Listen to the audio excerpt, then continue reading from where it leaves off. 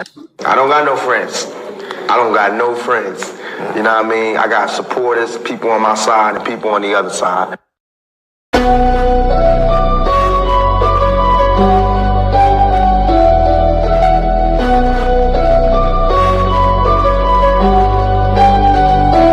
Welcome to the shift where the whole room glows. EMG vibes got the city on go. Stand on what you know, every mind gon' grow. If you flat, I'm with you, let the whole world know. Paradigm like, yo, shine just right.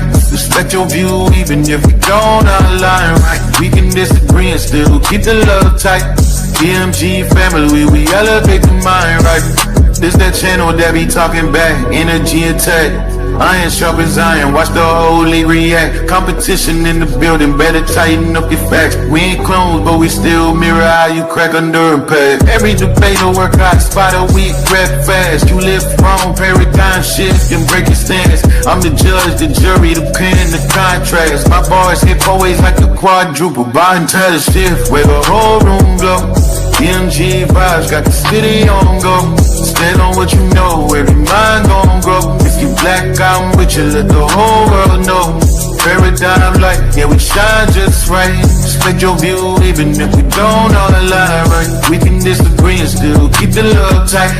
EMG family, we elevate the mind right. We invite every mind, long as you stand on yours. Walking with respect, leave with open doors. Channel stay lit, views jumping off the boards. STL bounce, yeah, the spot from the source. Competitors, welcome, step up, don't fold. We don't fear pressure, we refine under load. Thoughts heavy, we press them till the truth get told. Shift so clean, if the platinum even willing to go. Come through correct, bring your logic and your proof. Speak your truth, just don't run from the truth. We debate with grace, that's the paradigm groove. Flow so smooth, even turbulence move. Welcome to the shift where the whole room go. EMG vibes got the city on go. Stand on what you know, every mind gon' grow. If you black, I'm with you, let the whole world know. Paradigm light, yeah, we shine just right. Respect your view, even if we don't align right. We can disagree and still keep the love tight. EMG family, we elevate the mind right. Where the whole glow. DMG vibes got the city on low. Stand on what you know, every mind gon' go. If you black, I'm with you, let the whole world know. Paradigm light, yeah, we shine just right. Respect your view, even if we don't align right. We can disagree and still keep the love tight. DMG family, we elevate the mind right. Welcome to the shift. DMG vibes got the city on go. Welcome to the shift. Stand on what you know, every mind gon' grow. Welcome to the shift. If you black, I'm with you, if you black, I'm with you. Welcome to the shift.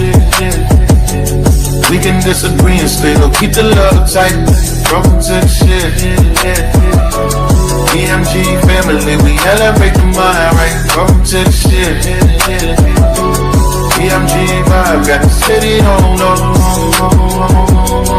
Walk with paradigm shift, keep it real for.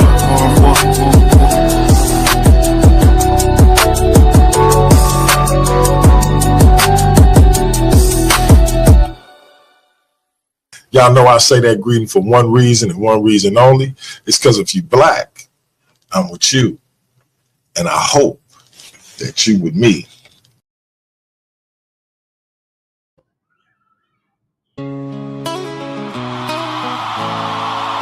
Yeah. Ain't this what y'all wanted? Now you talking like enemies. That's crazy. Fake online friends lead to bitter ends. Stop me when I'm not saying what's true. Did not give credit where it was due.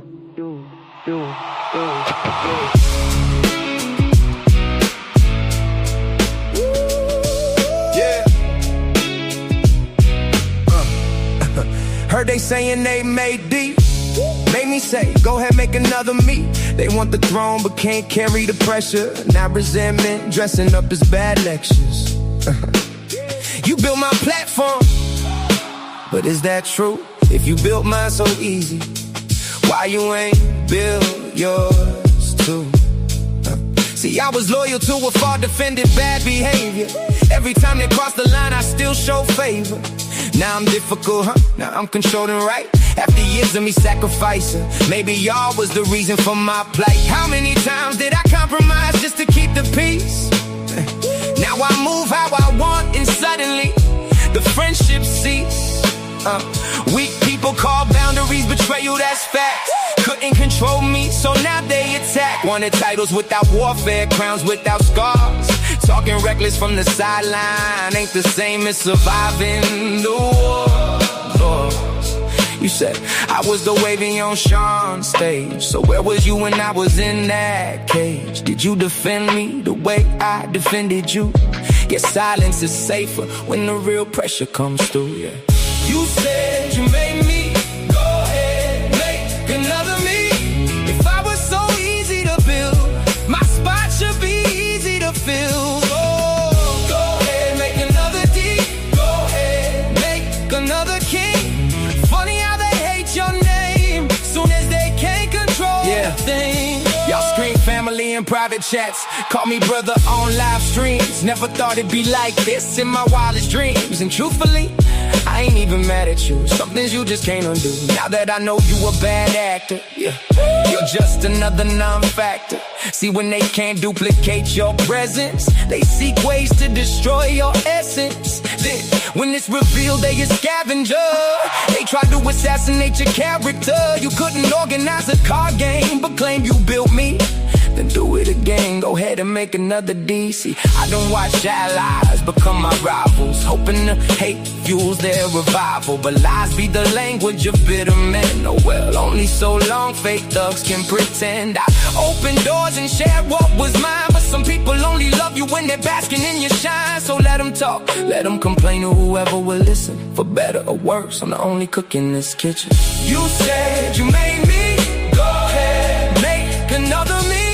If I was so easy to build, my spot should be easy to fill. Go ahead, make another D, go ahead, make another king. Funny how they hate your name, soon as they can't control the thing. What's done is done, what's said is said. I survived every attack and I'm still not dead. So if you're the reason I became who I am, the way you claim it to be, prove it. Go ahead, make another me. Make another me. Listen, welcome to Paradigm Shift TV 314. This is your brother DMG the Poet, a.k.a. Brother Pianki, also known as the infamous DMG. And we have another Takeover Tuesday with a powerful brother. But before we get into our spiel, y'all know I got to do my greeting. I want to say God bless to all my Christian brothers and sisters. Hotep to all my Kemetic brothers and sisters. I want to say Shalom to all my Israelite brothers and sisters. I want to say Assalamu alaikum to all my brothers and sisters in the NOI. Islam to all my Moorish brothers and sisters. I want to say peace to all my brothers and sisters in the nation of gods and earth, them 5%ers. I want to say what's up to all my atheist brothers and sisters. Salute to all my Abo brothers and sisters. Big shout out to all my Rasta brothers and sisters. Last and certainly not least, I want to say Jumbo to all the rest of my brothers and sisters all throughout the African diaspora, be it here in the wilderness of the United States of America or beyond. Y'all know I say that greeting for one reason and one reason only. It's because if you Black, I'm with you, and I hope that you with me. Our different ideologies should not keep us from uniting. We can have unity without uniformity. And with that being said, this is the hardest part. We can disagree without being disrespectfully disagreeable. With that being said, before I ask this brother to introduce himself, hey, Rue, I see you in the back, bro. That link was just for the brother. So if you can wait, I do want you to tune in because I think you and this brother could have a powerful dialogue or even a powerful debate. He is in the Worldview Wars Debate League, so hold tight and jump back on when we open up the panel. We're going to kick it for a minute, and then we're going to open it up for people to come in and give a comment or a question for the brother. That being said, my brother, please introduce yourself to the Paradigm Shift TV 314 audience. Hey, man, first off, I'd like to say it's an honor and a pleasure to be here. I'm glad and honored to support the channel. And I love what you're doing in the community. You're a much needed voice, like I was saying earlier, brother. So we need more brothers like you, bringing positivity and bringing unity to the community, because that's what we're trying to do at the end of the day. My name is, I go by Easy Bandz, and basically I'm a YouTube, character. I come on here and have debates on, you usually see me on Sarnetta's channel. And so I come and defend the faith. I'm a Christian. I was born in the Catholic Church, but then I just, learned the faith on my own. So I don't really go to church, but I learned the faith on my own, and I study the Bible. I study other things outside of the Bible as well. And I come on here and try to give my honest take on a lot of debates that we have concerning the Bible or things around the Bible, including, Kemet, including, science, and all types of fields generally. I don't try to limit myself too much, but end of the day, the goal is the Bible and bringing people back to the belief in the Most High Creator God. So I guess we could start off there. And if you have any questions, I'm more than happy to answer those. No doubt, no doubt. And I got a shout out to my big brother BK, apologist. BK, I'm gonna hit you up after the show or either tomorrow, bro. I made a scheduling mistake with you and with Phil. I got Byron Thursday for the Black Church Files. I need to confirm with him. If he's still a go, I got that. But if he's not a go, then we good to go on Thursday. So I'm gonna hit you up and let you know. But that's another thing, bro. I might have to have you on again. I got a show called the Black Church Files. So we just I try to highlight, some people who I know represent us as Black people and are involved heavily in the church from a Christian perspective. I try to do that every Thursday. I just had my first episode last week. So definitely check that out. And matter of fact, I'm gonna send you the link so you can check it out, and then we might see if we can get you on for it. All right, bet, man. That would be great.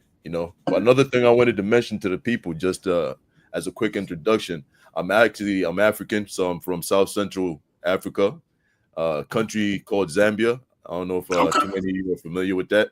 And actually, one interesting tad bit about where I come from. You see, I always get this, you escaped or you ran away from your African heritage and stuff like that. But so I always get that in the community, man. So they be going hard on me. But one interesting tad bit is that my country is one of the last official Christian nations. So, okay, you broke up. You said, what was that last part of it? You said Christian nation? Yes, it's officially one of the last Christian nations in the whole world. My country, okay. And it's something that we're very proud of as a people. Nice.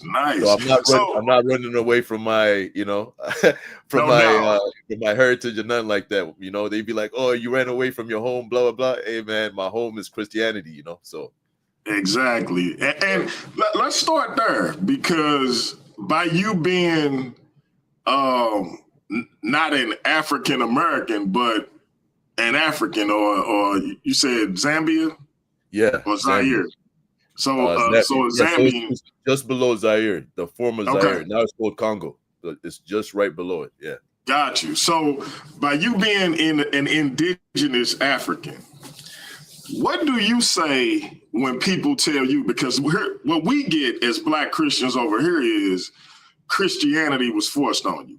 And my retort to that is, you can't force somebody to believe something, number one. And you don't tell me you honor your ancestors and then say that they was punks and somebody can make them believe something, especially somebody who treating them the way they was being treated. That's number one. Number two, we know that they distorted Christianity. We know that they didn't give them the whole corpus of the text. So if they wouldn't give them the whole corpus of the text, how can it even be considered Christianity? We don't do that with no other belief. We don't do it with Islam. We don't do it with Kemet. We don't do it with Buddhism. If you're not getting the entire corpus of the text, we don't claim that you that thing. But we allow them to play with us and do that with Christianity. So if they wouldn't get in the whole book, if what they was doing contradicted how one should be treated according to the book, then how was it that thing? And that's my point to them. We always call the enslaver a Christian, but we never call the abolitionist a Christian. Exactly. You see, so what do you say when people come to you as a man from Africa that Christianity was forced on your ancestors? Yeah, so it's very interesting, right? Like you said, it's almost like a cognitive dissonance, right? Where, you know, people are unable to see the other side of the coin. It's like, you know, like a lot of things, you know, money, for instance, right? Money can be used for good, it could be used for evil. Same thing with religion, right? You just explained how, you know, it could be abused and manipulated in order to do certain political activities. Now, the way I see it is that I like to explain this because people are very unaware of this, brother.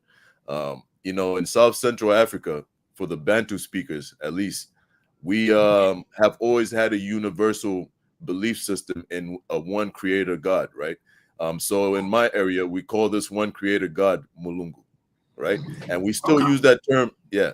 So it could be like Mulungu or Nyambe in other areas, right? In like West Africa, that he's probably known as Nyambe. So you guys could look it up, whoever's in the audience. His name is Mulungu or Nyambe. And linguists have actually dated the use of the worship of this deity to about like 5,000 BC, if I'm not mistaken. So this predates ancient Kemet. All right, that's the powerful thing about this. So this Almighty Creator, let me just give you a brief breakdown of what happens with him. So he creates everything. He creates the earth. He creates the lower spirits, the lower gods, whatever you can think of, right? Same thing you find in the Bible. He creates everything. He lives on earth for a period of time. And then because of the noise that humanity is making, so by noise, you know, it's talking about like sin and wars and warfare and, you know, theft, you know, all types of evil, right? So because of the sin or the noise that mankind is making, he decides to leave the earth, right? And he leaves the earth and he abandons mankind.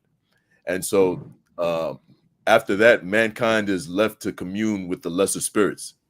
Okay, so that's why you find, worship of spirits and, you know, reverence of spirits and ancestors and things of that nature. Because in our tradition or in our traditional belief system, the Almighty Creator has left the earth and he has abandoned us and turned his back from us because he's disappointed with us. So now that's why we're left to mediate with the lesser spirits.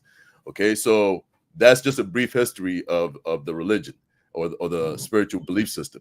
So now when they came and heard the gospel, right? This is the beautiful part, is you listen to the gospel. So coming from that context, right? You know that your creator God has left the earth and has abandoned us, right? Because of our sins. And then you hear this gospel about the same creator God now telling you, hey, I love you. All right. I want a connection with you. I'm actually going to give my life for you. You know, I'm giving my life for you. All you have to do is accept this blessing. I mean, that's a no-brainer, man. Word up. That's a no-brainer, man. So any African person who's already in that spiritual belief system, that's not anything foreign to them. You know, so it's consistent. So that's why people were able to, you see like Africans and sometimes South Americans, but a lot of times you see Africans, you know, are considered more spiritual, you know, and have you an even belief system, right? And so that's just the main way that I look at it, you know, and that's something I really want to dig into a little bit deeper to see if I can actually find some connections there, because to me it's just like a no-brainer, you know.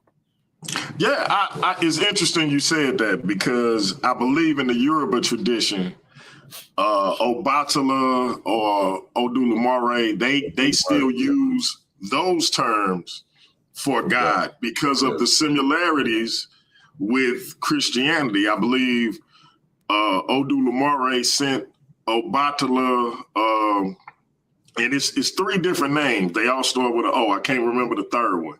But it's funny how they are all considered the supreme being or the supreme being son, an aspect of the supreme being, and they create the world. Like you said, they leave, they send the Orishas to kind of handle the day-to-day things, and it's almost like God sending angels.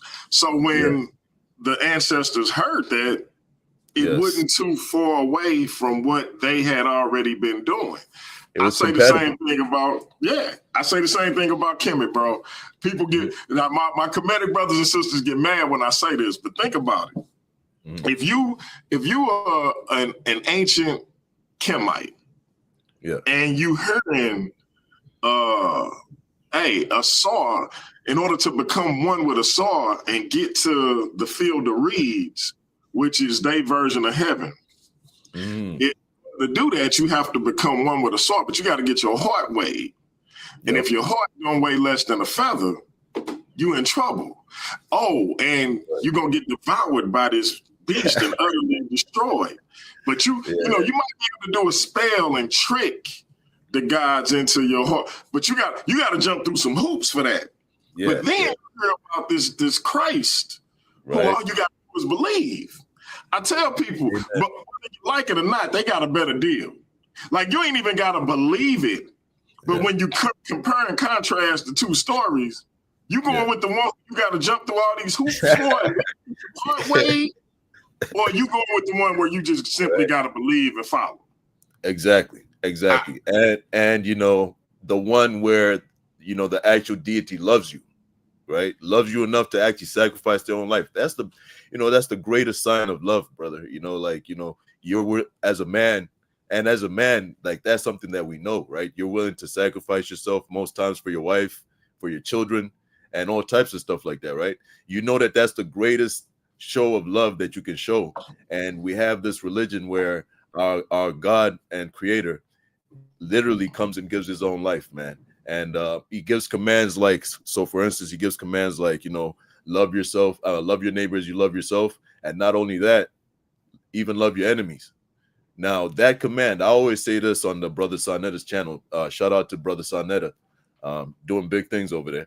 I always say this on his channel. If we just followed that one command, brother, everything that we see in the news, man, wars, poverty, you know, all types of stuff, you know, you wouldn't see that anymore. So, I mean, when you compare the two, you know, Kemet comes close, but, you know, there's nothing like Christianity and the love that you find in Christianity that is commanded, that would actually heal the world as we speak, you know.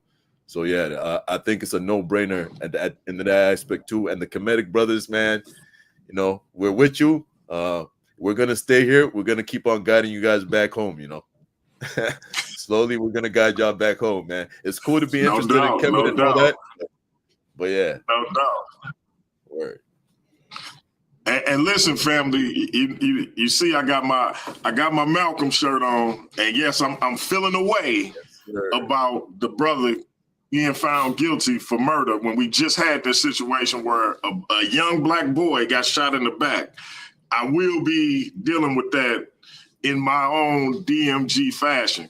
Real quick, I got a shout out. I seen somebody that said Kev STL314. I just got a shout out a fellow St. Louisan. I don't know if you got a channel, bro, but if you do, let me know so I can get some people over there to subscribe to it and subscribe myself. But whenever I see a fellow St. Louisan, I got to shout them out. But brother, what's that? What's this case you're talking about? You just said something found guilty? A young brother named Carmelo Anthony. I believe he's 19 years old. He was found guilty today. Oh, wow. So, wow. Yeah, he for the stabbing, right? But we just saw where this gentleman Rick Cho or Chow, however you say it, chased a 14-year-old down, shot him in his back, and was found innocent. Yep. So these so-called self-defense laws get a little dicey when it's a black person that's in, you see what I mean? And we always, here in America, we always see the victim criminalized, even though they was the victim. Yes, sir. And especially, go ahead.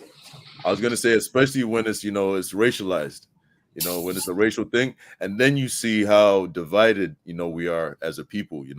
Absolutely. You go on, especially on social media. Now it could be that there's just a few people on social media making the loudest noise, and it doesn't represent everybody.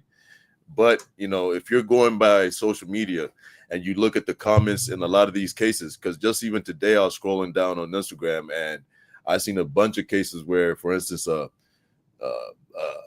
off-duty cop, just gunned down some guy who was retreating. He had his gun down or whatever it may be. He wasn't a threat anymore. He's retreating, leaving the store, and then boom, he follows him and just shoots him. So, and you find people in the comments like agreeing with that, supporting that. I'm like, yo, what are we doing here, man? Like, we're just losing our humanity, Yeah.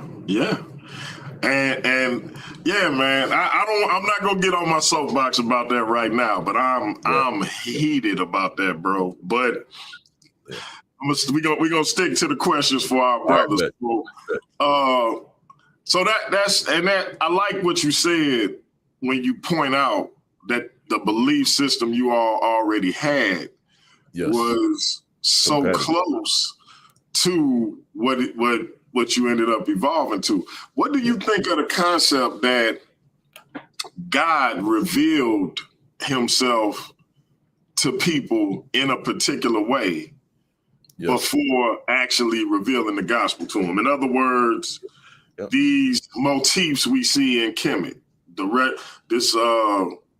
some people say it's not a resurrection, some people say it was, but those concepts of being dead and being brought back to life, the concept of one creator creating everything and bringing order and all of that.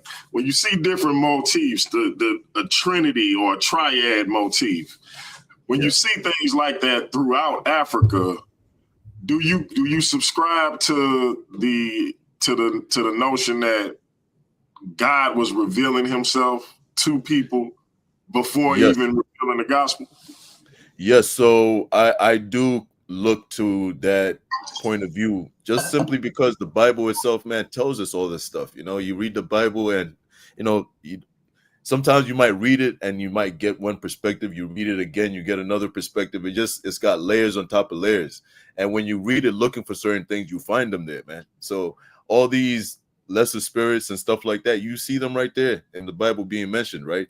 And like for instance, there's the verses where he separates the nations and puts certain spirits, gives certain spirits dominion over those nations, right? And he chooses Israel for himself to basically keep his message or to bring his revelation to the rest of the world, right? So you see that. Yeah, so you see that point, you see that those verses there where it's showing you that he's actually literally doing this. And you see that a lot of people are following these different deities since that time.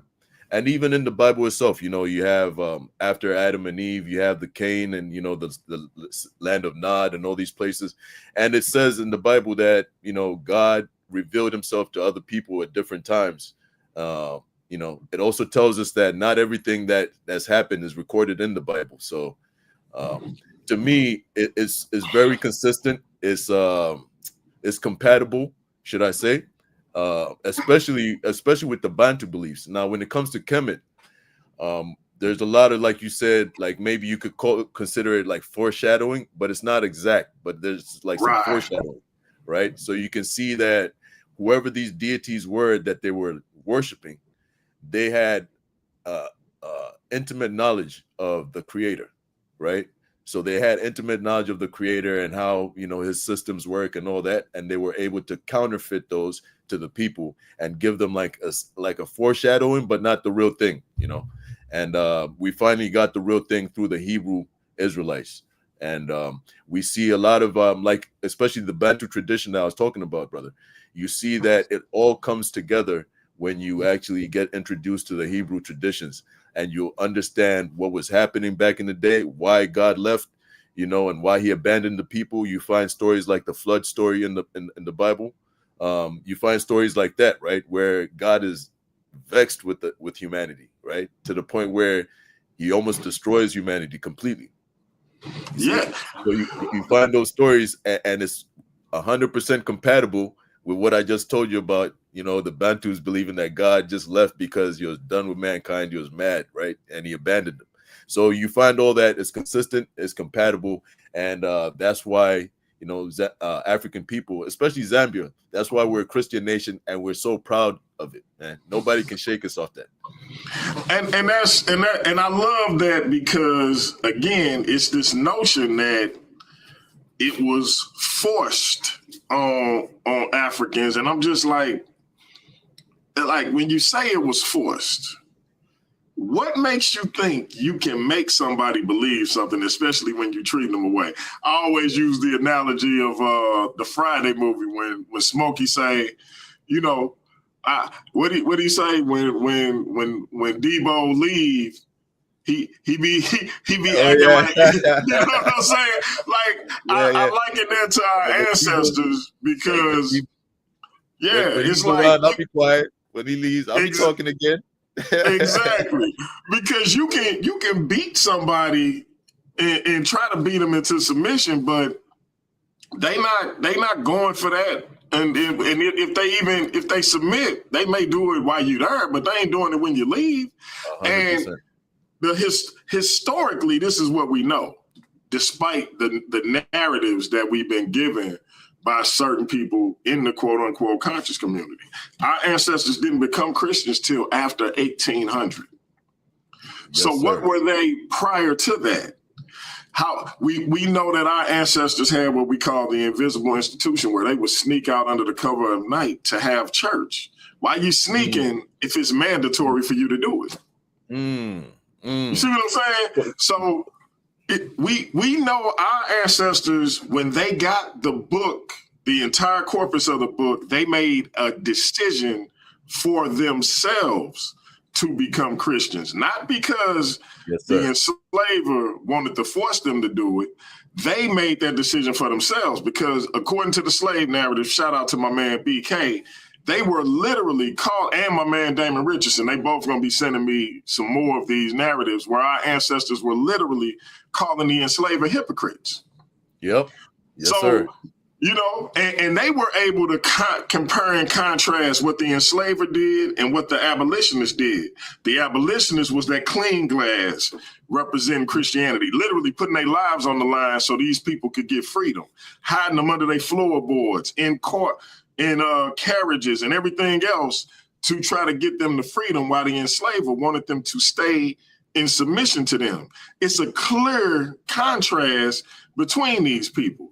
Yes. Talk about hey, Brother Jose, I see you in the back. We're going to open up the panel when me and the brother get through building.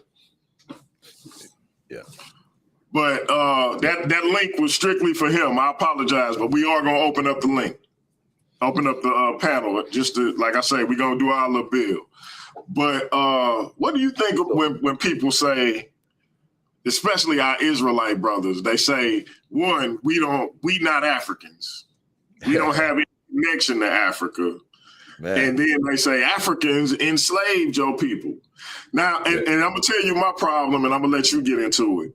My issue with the Africans sold Africans thing is this. Why don't we put respect on the European, in that we say Rome enslaved Gaul?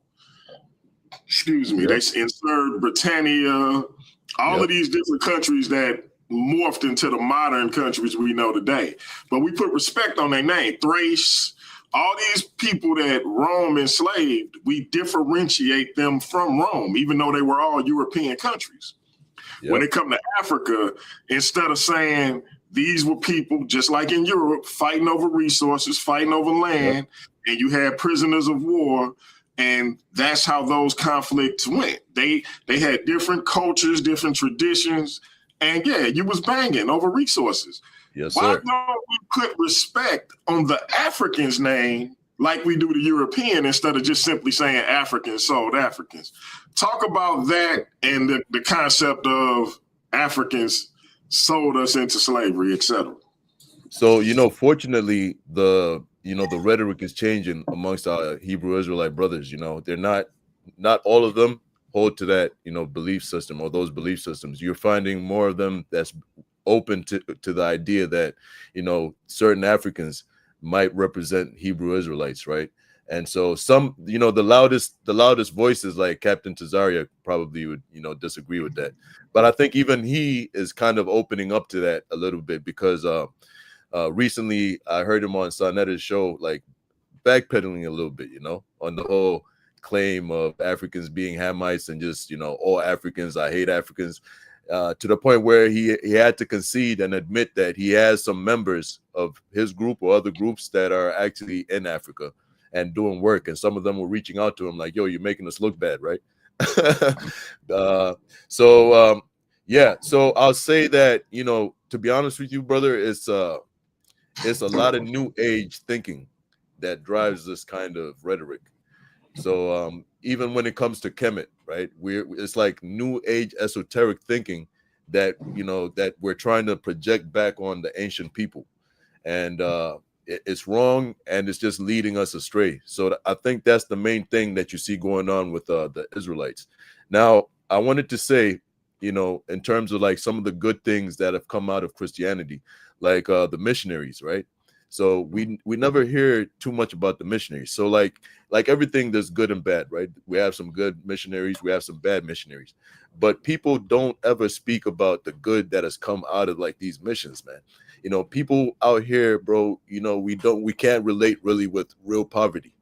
A lot of people haven't traveled outside of the US, outside of North America, and seen what kind of desolation is in a lot of these countries, man. And so when you see missionaries going to these places, brother, that you would never step a foot in, I would never step a foot in, I wouldn't even stay there for a night.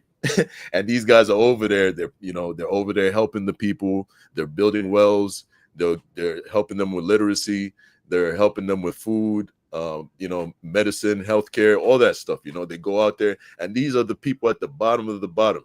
And so you hear rhetoric from the Black community now where, when you mention, the church or anything like that, they just, the church, they did this, they did that, the cause of slavery and things like that, and just to go back to that, to the whole slavery thing. I mean, us Africans, man, we were going at it, with each other, even before the white man. So you find that's why you see that there's this whole Bantu migration. The Bantu migration was partly because of the search for resources, but also because of warring with each other, right? So one clan or one tribe grows too big, and now we start fighting for resources, and so the loser has to leave, right? And so people are enslaving each other. You lose, you get enslaved. You win, you enslave the other group. Now you have people like the Dahomey, right? So you have people like the Dahomey who were slave traders, as we know. Well, yeah, they were slave traders. They enslaved people that they conquered. And so you find that the Dahomey as well were also enslaved. You find there's people in the U.S. that are descendants of the Dahomey. You see?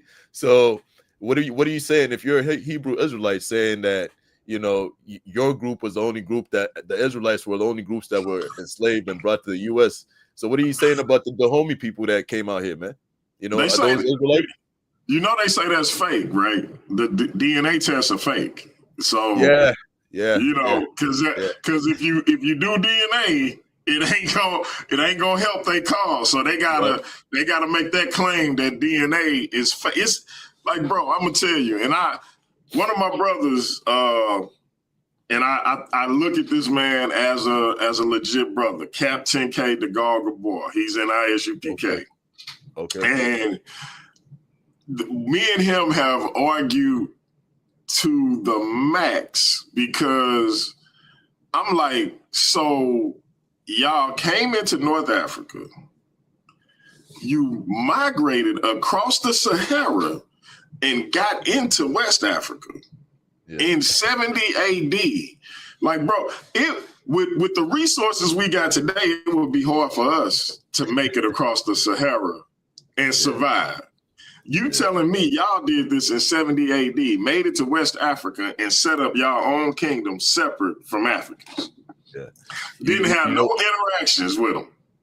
When it comes to that, I kind of have a more, how can I put it, more lenient look. You know, I could see where they might have had techniques back in the day to do the stuff that we don't have today, because it's evident, man, that, you know, people have been migrating for ages, right? Centuries, millennia. It's nothing new. And so sometimes for us looking in hindsight, we might look at it and say, oh, that's an impossible task. But for those people, they knew the routes, they knew where the wells are, they knew all the routes and stuff. So it's possible, right? It's possible that the whole time Israel was in existence, there were people back migrating, right? A few of the times when they were put in exile, there were people that migrated back into Africa. So you might see this kind of thing happening, right? By 70 AD. You know, I wouldn't just write it off completely. You know, that's the thing. So I'm kind of like a little bit open-minded when it comes to all that stuff, right? There is a possibility of it happening, you know. So I can respect that. But what I wanted to say as well was when it comes to Africans and stuff like that. So you see that in the Bible, you see that Moses was African, right? What's that? You know? Say that one more time. I'm saying in the Bible, you see that Moses was African. I mean, brother, wouldn't you consider yourself American right now? Bro, listen. Don't get me started on that, man. You gonna have me in cap. Like, first of all, he raised in an African house. Yes, sir. With an African woman that saved his life and took care of him. And where was he born? And that's what I'm saying. He born in Africa. Yes, sir. So you mean to tell me, and then he married an African woman. Yo, bro. So you mean to tell me that man wasn't African? Done. You know, he married an African, and even his sister, who tried to object against it, you know, she got cursed with leprosy for that. Exactly. Right? You know, exactly. So these guys are asking for the same type of, curse, for objecting to, African people. But anyway, so you see that Moses was African. I mean, brother, if you're American, right? You'd say that you're American, right? You'd identify that way. Yeah, right? For sure. Yeah. So you guys have been here for about like 400 years, if not more, right? Yeah, plus, give or take, yeah. So about like 400 or 500 years, or give or take, and so at this point you'd consider yourself American, right? Although with an African heritage, right? And it's the same thing with the Egyptians or with the Hebrew Israelites that lived in Egypt for, what was it, 200 years, 400 years? At that point, brother, you're actually African, and so it's just a big misnomer, man. And you see that when they leave Egypt, they leave in a mixed multitude.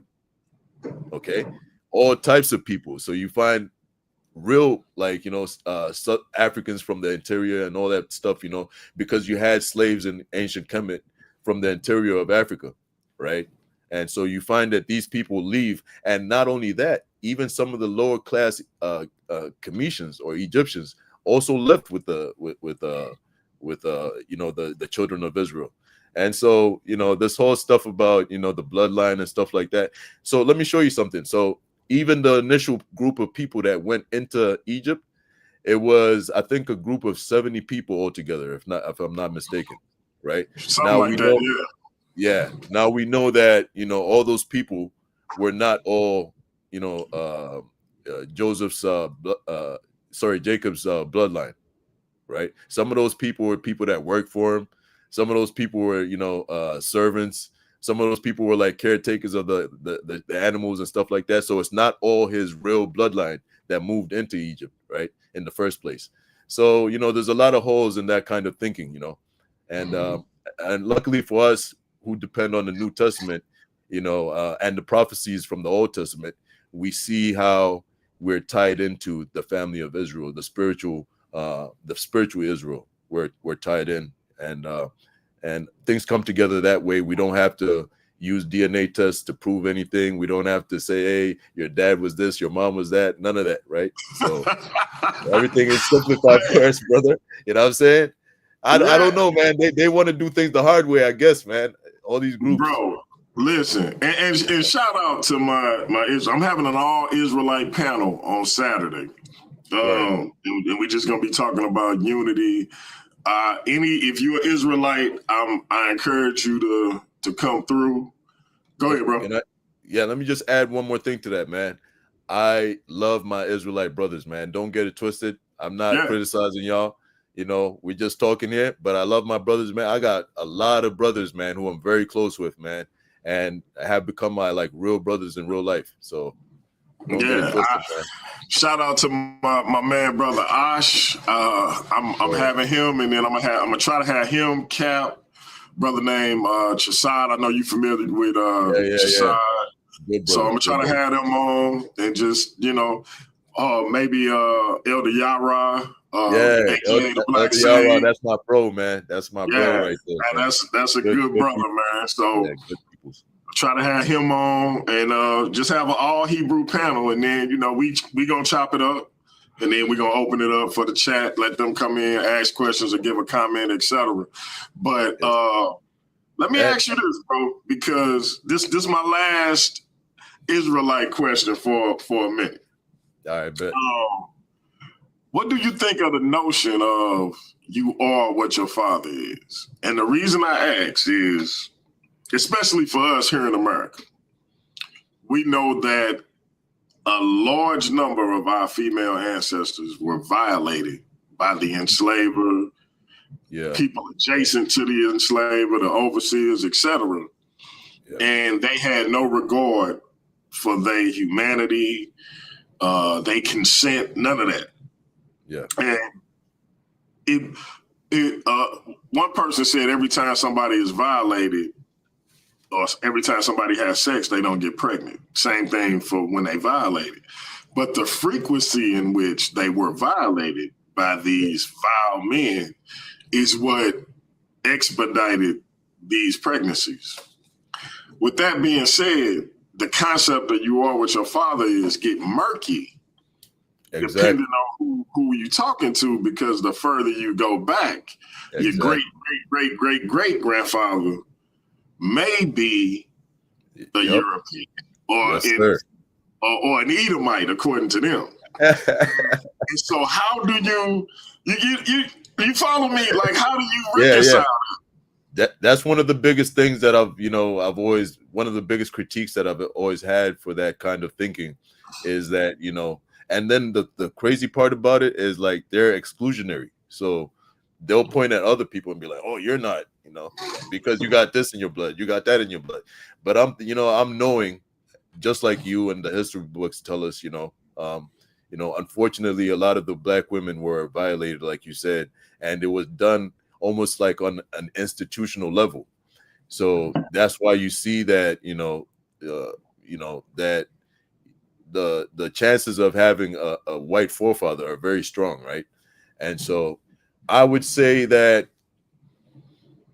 from a Christian perspective, it doesn't matter who your father is or none of that. Right. You don't really believe that, your white people are Edomites or whatever it may be. So if you do have a white forefather in your line, it doesn't, take away from you in any way, shape, or form. I still consider you a black person. A lot of us are mixed, right? Even I have some mixed ancestry in my DNA, right? From my mom's side. My dad's side is straight African or whatever it may be. I remember my dad, before he passed, he was joking, hey, you have Neanderthal DNA in you. So yeah. So yeah. So So when it comes to mixing, you are what your father is to a certain extent. But, when you try to add all these extra layers and saying that, you're not the chosen people if you come from a certain bloodline and stuff like that, I think that's just us putting burdens on ourselves the same way people in the ancient days put burdens on themselves, asking for kings and asking for the laws and all that stuff, right? And they put these, burdens on themselves that they couldn't bear. And so that's why we needed salvation from the Most High. And so that's what I see our community doing. We keep on putting these burdens on ourselves that we don't need, man, that we're free from. And so, man. So it, let's talk about the conscious community. How sir. did you become involved in the overall conscious community, and then in particular the HOK with my man Sanetta? So Sanetta, man, you know his channel's been popping for a long time, man. Sanetta's had some interesting dudes on there for a long time. I can't even tell you when I started watching it, man. So okay, I started watching it a long time ago when Polite was doing his thing. You know, when they had the cross the line incident. You know, there were brothers like brother Seti. I don't know if you remember Seti, light skinned dude with the beard. Yeah. Yeah, he used to go in. You know, I like a lot of those brothers, man. You know, I like the energy that they have. You know, that's something that we need. You know, it's just unfortunate that some of these guys are Kemet and they're not in the church. Because if we had brothers like that in the church, man. Exactly. And we got you stick around on this platform, man. We got some fiery brothers in the church, so all right. Definitely stick around. But keep going. Yeah. So from back in those days, man, him Seti when he was doing his thing with Young Pharaoh, and I used to watch those. Right, I watched Polite doing his thing. Polite was great, man. He was a great orator. He knew how to work the crowd. He knew how to deliver information. He knew how to. He knew how to win debates and stuff like that. So it's very unfortunate to see what happened to him. But yeah, so from that time I've been watching. I've been familiar with Sanetta from that time. Of course, Tazariak, watching what they're doing. That's when I got really introduced into Black Hebrew Israelite rhetoric and stuff, right? From watching Sanetta's channel. And so I found it very interesting. I found like the point of views of certain groups, like how they were talking about, Polite and them were running around talking about, oh, the black woman's God, the black woman's God. And so I found that really interesting, recently I just saw that, we didn't have a lot of representation on the Christian side. So we didn't have too many people going up and defending a lot of the rhetoric that you'll hear that's entrenched in people's minds that's actually false, right? And so it got irritating. So at first I used to just comment in the comment section, man, I used to comment in the comment section, and then, Sanetta would be like, yo, blah, blah, if you guys want to talk, come on the panel.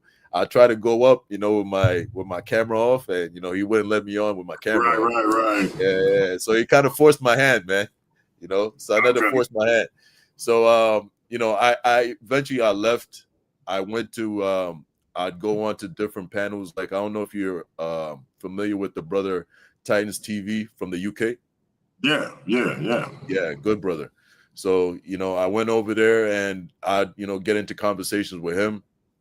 He's more on the scholarship type rather than apologetics. And so he's, you should probably bring him on too. It would be very interesting. But he has some interesting takes. But yeah, so then I found my way back on Sanetta. I decided to actually go on screen, with my face and everything. And man, I've just been doing my thing since then. I'll just go on and defend the word. And a lot of times I just go on there freestyling, man, Okay. A lot of times it's just freestyling and using logic and the biblical knowledge that I do know. And, I feel that I'm undefeated on there, brother. Hey, I actually agree with you. And I like the brother, I can't think of his name right now, man. He from Africa as well. Is he Sekou? Sekou. I like brother Sekou, man, but I think you gave him the business. Word up. I know a lot of people were saying you lost, but I think you gave him the business, man. Salute, appreciate that, man. Because sure. I mean, over there, man, it's a lot of hate, man. I won't lie, it's a lot of hate in the community for anybody speaking on, Christ and defending that. And so, but it's something that, like I was telling Sanetta the other day, and I told Morpheus, Morpheus was, Morpheus, right? Brother Morpheus. Yeah. That's my man. Yeah. So me and Brother Morpheus, man, were going at it, man, in the back back chat. And he's like, hey, man, blah, blah. He's like, oh, hey, people look at you like a clown on the channel, And I was like, hey, man, listen, to be honest with you, I wear that as a badge of honor. I told this to Sonetta too, For sure. because the people that, you know, that I'm coming behind, the disciples, the apostles, the early church, these were people that went through all types of persecution, ridicule, all types of stuff. And, you know, they went, you know, to the end, they gave up their lives for it, man. And so for me to, you know, to endure some ridicule online, you know, some this and that, it's nothing. And it's in line with those people. So I wear it as a badge of honor, to be honest with you. I don't look at. Man, I can say this. I rock with Morpheus. That's my man. But the only thing I would say in retort to him saying people look at you like you're a fool. Yeah. Who is the person that you should be in more admiration of? The person who go on knowing that they talking to an echo chamber and everybody gonna agree with them because they have a particular mindset as it purports to Christianity, or the brother who know he going behind enemy lines and still representing what he believe anyway. So I'm just exactly, and that's what I said to him. I was like, hey brother, look, I'm not doing this to be popular. I'm not doing this to be famous. I'm doing this because like it's almost like a calling. Like, you know, it's like I'm sitting there listening to this stuff and I can't take him no more. I gotta you know, I gotta get out there, man. I noticed there might be some souls in the chat, in the audience, that might be on the fence, you know, that might be looking at, you know, growing weak in their faith, because it happened to me, right? So let me just give you like a brief. I don't know if I brought this up already, like what actually brought me into to where I am right now. Go ahead. Yeah. So basically, you know, I'd say I had like 3 experiences in my life where that shaped me to where I am right now. So the earliest one was, so my parents were religious, right? They used to take us to church all the time and stuff like that. So my parents split up when I was young, and my mom would take me to, so we used to go to a Catholic church before, and when they split up, my mom started going to like evangelical churches and stuff like that. So I went to a church with her, and this one pastor, basically, he seen me and he's like, hey, this kid right here is going to be a minister one day. You know, so hey man, and ever since he said that, he shouldn't have said that to my mom, because till this day, man, she's on me, man. Hey, look, remember? Bro, yeah. So, somebody said that to my wife when I was like 18, and she will not. I'll be 50 in October, and she will not let me forget it. Word. Yeah. So it happened to you too, right? Yes, sir. Yeah, man. So, you know, she's been on me the whole time. But so that was like the first like, you know, instance where something happened like that. You know, this guy basically prophesied something for me. And so whatever, I kept on living, you know, just doing my thing.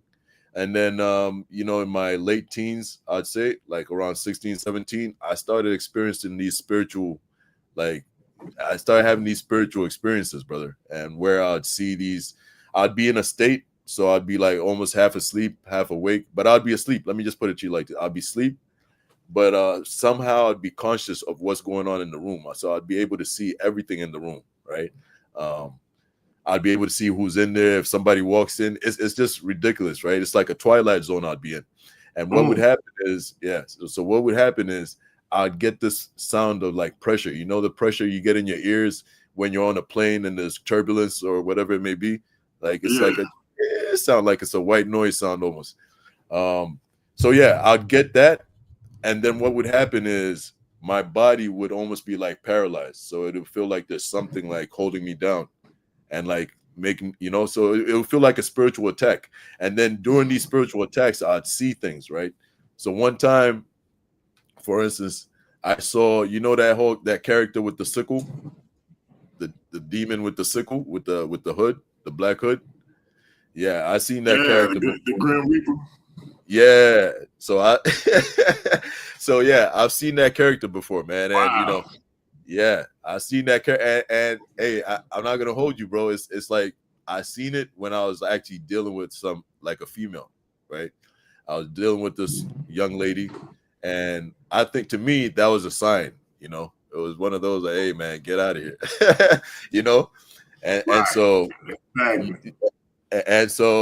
you know, I'd see things like that, you know, it's not something I'm making up. My brother, you know, I have family that's actually seen me experiencing this thing. You know, they've actually woken me up out of it and you know, experienced it with me basically. And so that was my second type of thing, you know, that brought me like really close to the Most High.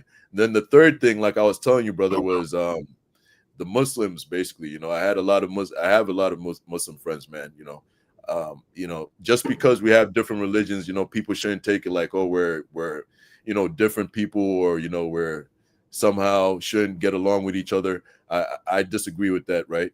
So I have a lot of Muslim friends who are great people, brother. You know, some of these guys will give you the shirt off their back, you know. And so I have a lot of Muslim brothers, and these guys would, you know, start raising questions. You know, Muslims are really good at it, right? They'll raise serious questions about the Bible, and if you're not careful, man, if you don't know what you're talking about, you know.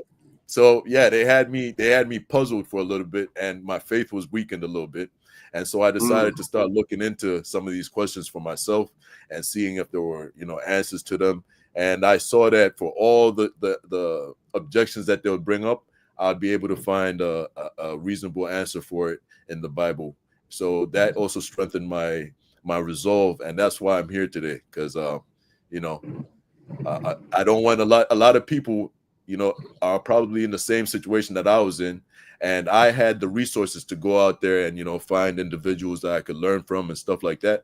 And so I feel that if I'm on here as a voice to some of these individuals that might be watching the channel, that might be on the fence, I feel like, you know, that's something that would add to the kingdom in that way.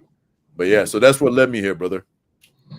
Got you. And that's an interesting situation that you experienced. I'm gonna have to holler at you about that online. I had a similar situation when I was a younger man that and somebody close to my wife had a similar situation. And I know people think, you know, experiences like that are to be ignored somehow, but it happens, and it's like, how am I supposed to ignore this again?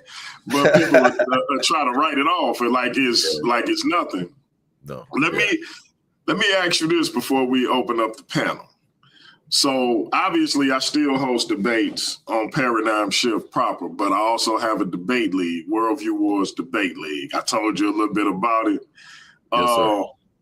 Are there any topics that you would like to put forth as it relates to debate? Yes. So I have a few topics, you know, I'd like to put forward, you know, for the debates. Like, for instance, when it comes to, okay, so we'll start, like, say, with the Kemetic community, right?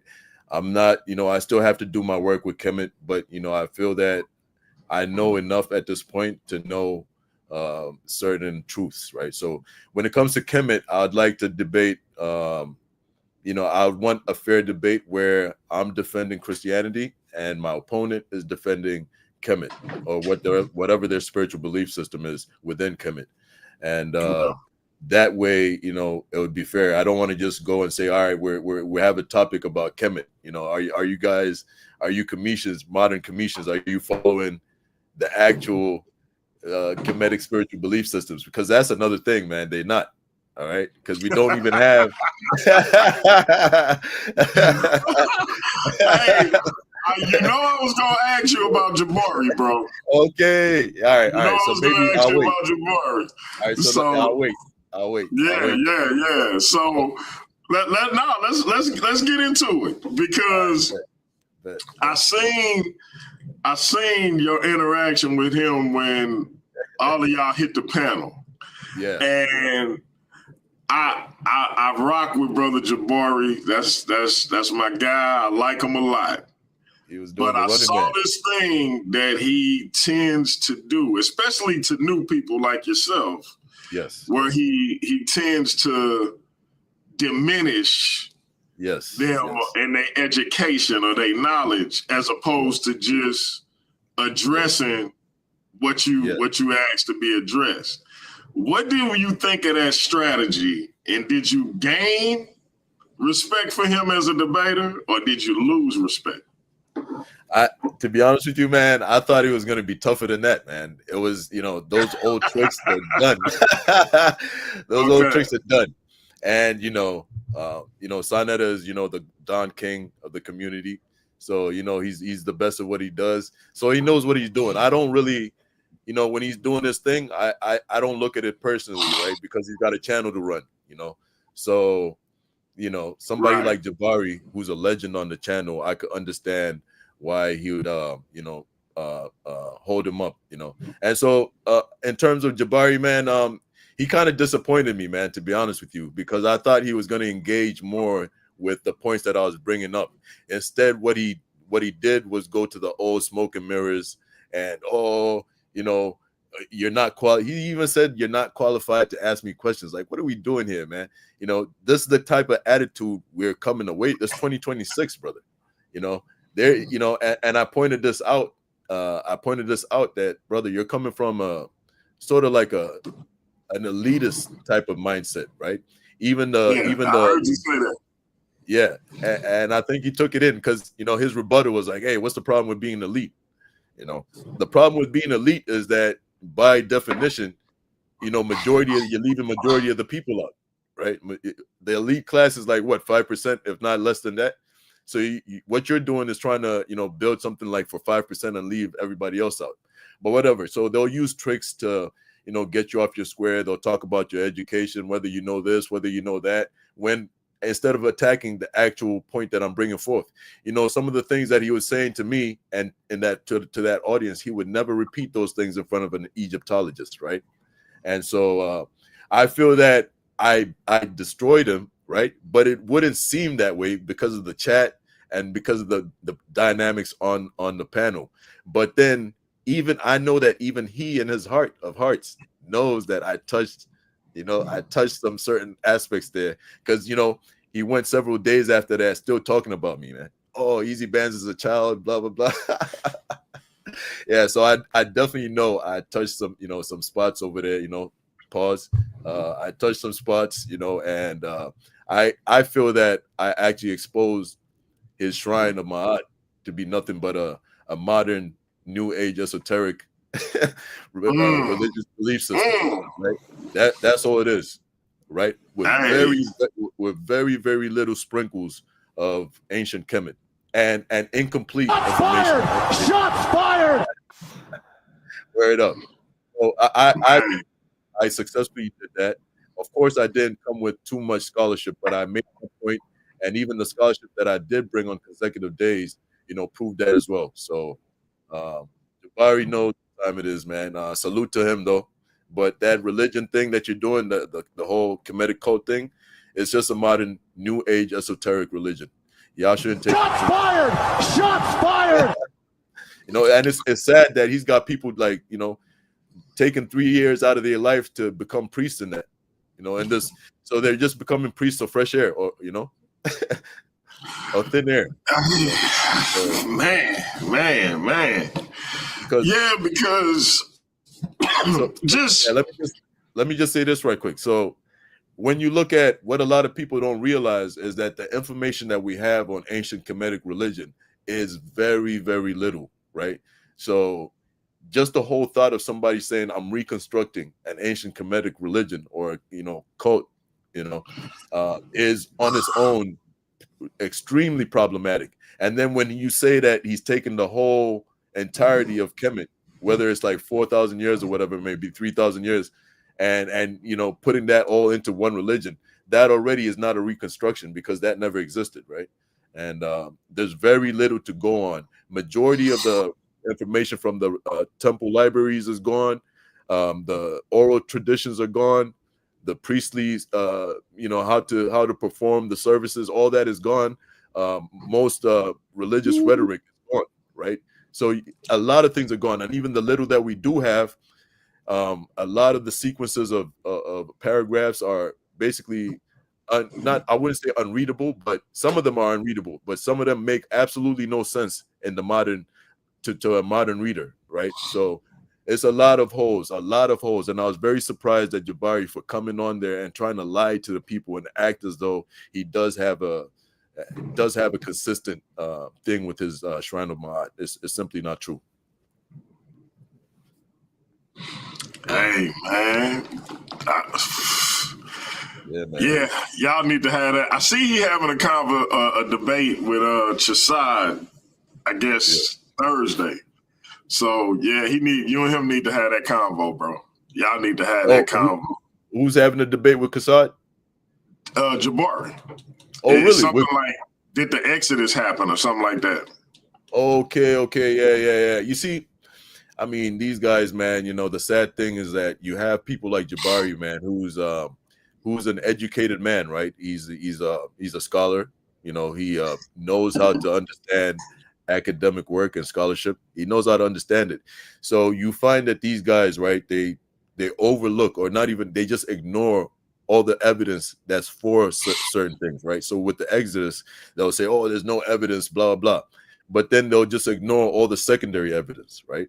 Because it's not all the time that we depend on primary evidence. It's a lot of times that we depend on secondary evidence to come to certain conclusions, and they'll ignore all those things. They'll ignore the scholars that do support the idea of the Exodus tradition, which there are several, right?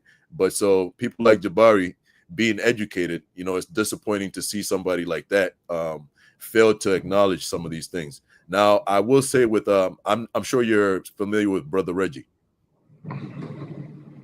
Oh yeah, I had him on before. Yeah. So I did a video, bro. I said Israelites and Comedics are having a bad week because, you know, the Israelite brother came out that he was abusing his wife in various ways. And then Reggie brought out the Comedic priest who has an alternative lifestyle. Oh yeah. Oh yeah. Like that was a bad you watched week, that, huh? bro. You watched that, huh? Yeah, I saw it. That's crazy. So one of my brothers that come up here was like, you can't be a priest and do that. And so I asked him to show me something in their text that say a Comedic priest can't, and he can't find nothing, bro. Word up, there ain't nothing, bro. I'm like, he was like, it speak against it here. I say, bro, I'm asking you to show me something that says a Comedic, because we know what Christian priests, whether they do what they do and what they don't do is on them. But we know what the Bible says they ought not to do. Yes, sir. But my man still ain't showed me nothing. Exactly. Like, it's crazy, bro. It's crazy. Man. That's why I asked Jabari, like, so can anybody just become a priest? Anybody, so say you're from Norway, you can, become a priest. And he basically conceded. He said, yeah. But then he went on to say that just in my shrine, we don't have any white people. So I don't know if that's like, so you see, this is all, you know. But the biggest Comedic organization is ran by a white woman. Hey, brother, this is something that actually, I'm glad that you brought that up, because this is something that is a trend that comes from white people. This modern reconstructionist train that these guys are jumping on. It's something that comes from the white folk, you feel me? And so you see the same people coming at us and talking about, oh, you guys follow the white man's religion. They're actually following new age liberal mindsets and all that, So it's crazy to me, man. So I'm glad that I word up. So I'm glad that I had the opportunity to come on. Literally, Sonetta called me literally minutes before that. So it's not like for anybody that watched that, it's not like I had weeks or days to prepare for Brother Jabari. No, and to be honest with you, I never even knew that I'd ever talk to him. So I knew very little about him, and I was just freestyling, right? Okay. So see, hey, Sai, you my man. You my man, 100 grand, Sai, but you might have messed up because now y'all done gave this brother time to prepare. Exactly. Hey, it might get ugly the next time. Exactly. Hey, I like the Floyd Mayweather of the HOK. Jabari is that guy. Like, that was part of the reason when I started watching the HOK, I kind of fell off of it for a while. Yeah, and then I seen it was a video with Tazariak and Jabari walked down 125th and was like, "What's up?" So I was like, "Man, who is this dude, man? He bald, he got a beard, you know, maybe I can, you know what I mean? We got some commonalities." And I had just started getting into the comedic thing. And you know, that was our chief go-to. If Jabari said it, we can run with it. Yep, and it's word, Bible. Yeah, and so when I started interacting with Sarnetta and all of that, Sarnetta was like, "Man, I'm gonna get you an interview with Jabari," and he called me, called Jabari, got us on the phone. Jabari came on. It's one of my highest viewed videos. Wow. So yeah, I rock with him, but it's just you can't ignore the stuff that be like 110% incorrect. Yes. But it's being presented like it's the end all be all fact, and you just scratching your head like. Exactly. You know, and that's the crazy part, brother, is like, you know, for somebody like, you know, for people like us who are looking at this stuff objectively, right? Now we have a lot of like man fans and stuff like that, right? You know, where you have a lot of personality worship. So there's people that just like worship anything that he says. Like you said, people will look at his word and say that's Bible. And so you find that same sort of like mindset in the chat. Hey man, the chat was so against me, man. It was crazy. And I'm like, how are you guys against me? I'm showing you guys the truth. Like I'm literally showing you guys the truth. And what the brother is doing to you guys is he's lying to you guys and then running away from it. And so, but then, you know, you had Brother Reggie, like I'm talking about, right? So Brother Reggie, man, I gained a lot of respect for him, man, because I seen that he has the will to be objective, right? At least when you come with scholarship, he's not just going to ignore it and try to like dance around it or not address it. He will actually concede to it, right? And he might even backpedal a little bit right there and make his stance compatible. So I really respect that. And Brother Reggie is somebody who's come at us consistently. You know, he's come at us like Christians and even Hebrews. He comes at us consistently. So, you know, the fact that he was actually able to stand up and see what was happening, and also like, you know, drop his own 2 cents in and say, hey, look, you guys are being hypocritical. You know how you're treating the brothers, right? You guys are, you know, holding these Christians to a standard that you wouldn't even hold yourselves to, right? And so I respect him for that. He took a lot of heat on that too, right? Because people were like, oh, he's supporting the Christians and he's against Brother Jabari. Oh, he's jealous of Jabari and stuff like that. So I want to say shout out to him. Too, man. I hate when they said that about you. No. They said I hate when they say it about Reggie because I'm like, he may be resentful of Jabari. I think, and this is just my opinion, I think Reggie resents how much Jabari says he's connected to Dr. Clark and Dr. Ben. Regardless of how he got to know him, I'm not doubting that he got to know him. But I think for Reggie, just think of it like this. You know how you may have a cousin that didn't deal with your grandmother?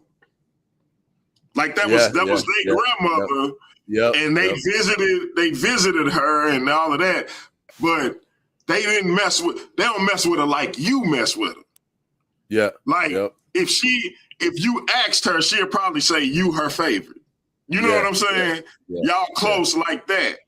But you heard when she gone, you heard a cousin who you know didn't rock with her like you do, bragging about their relationship and how close they was.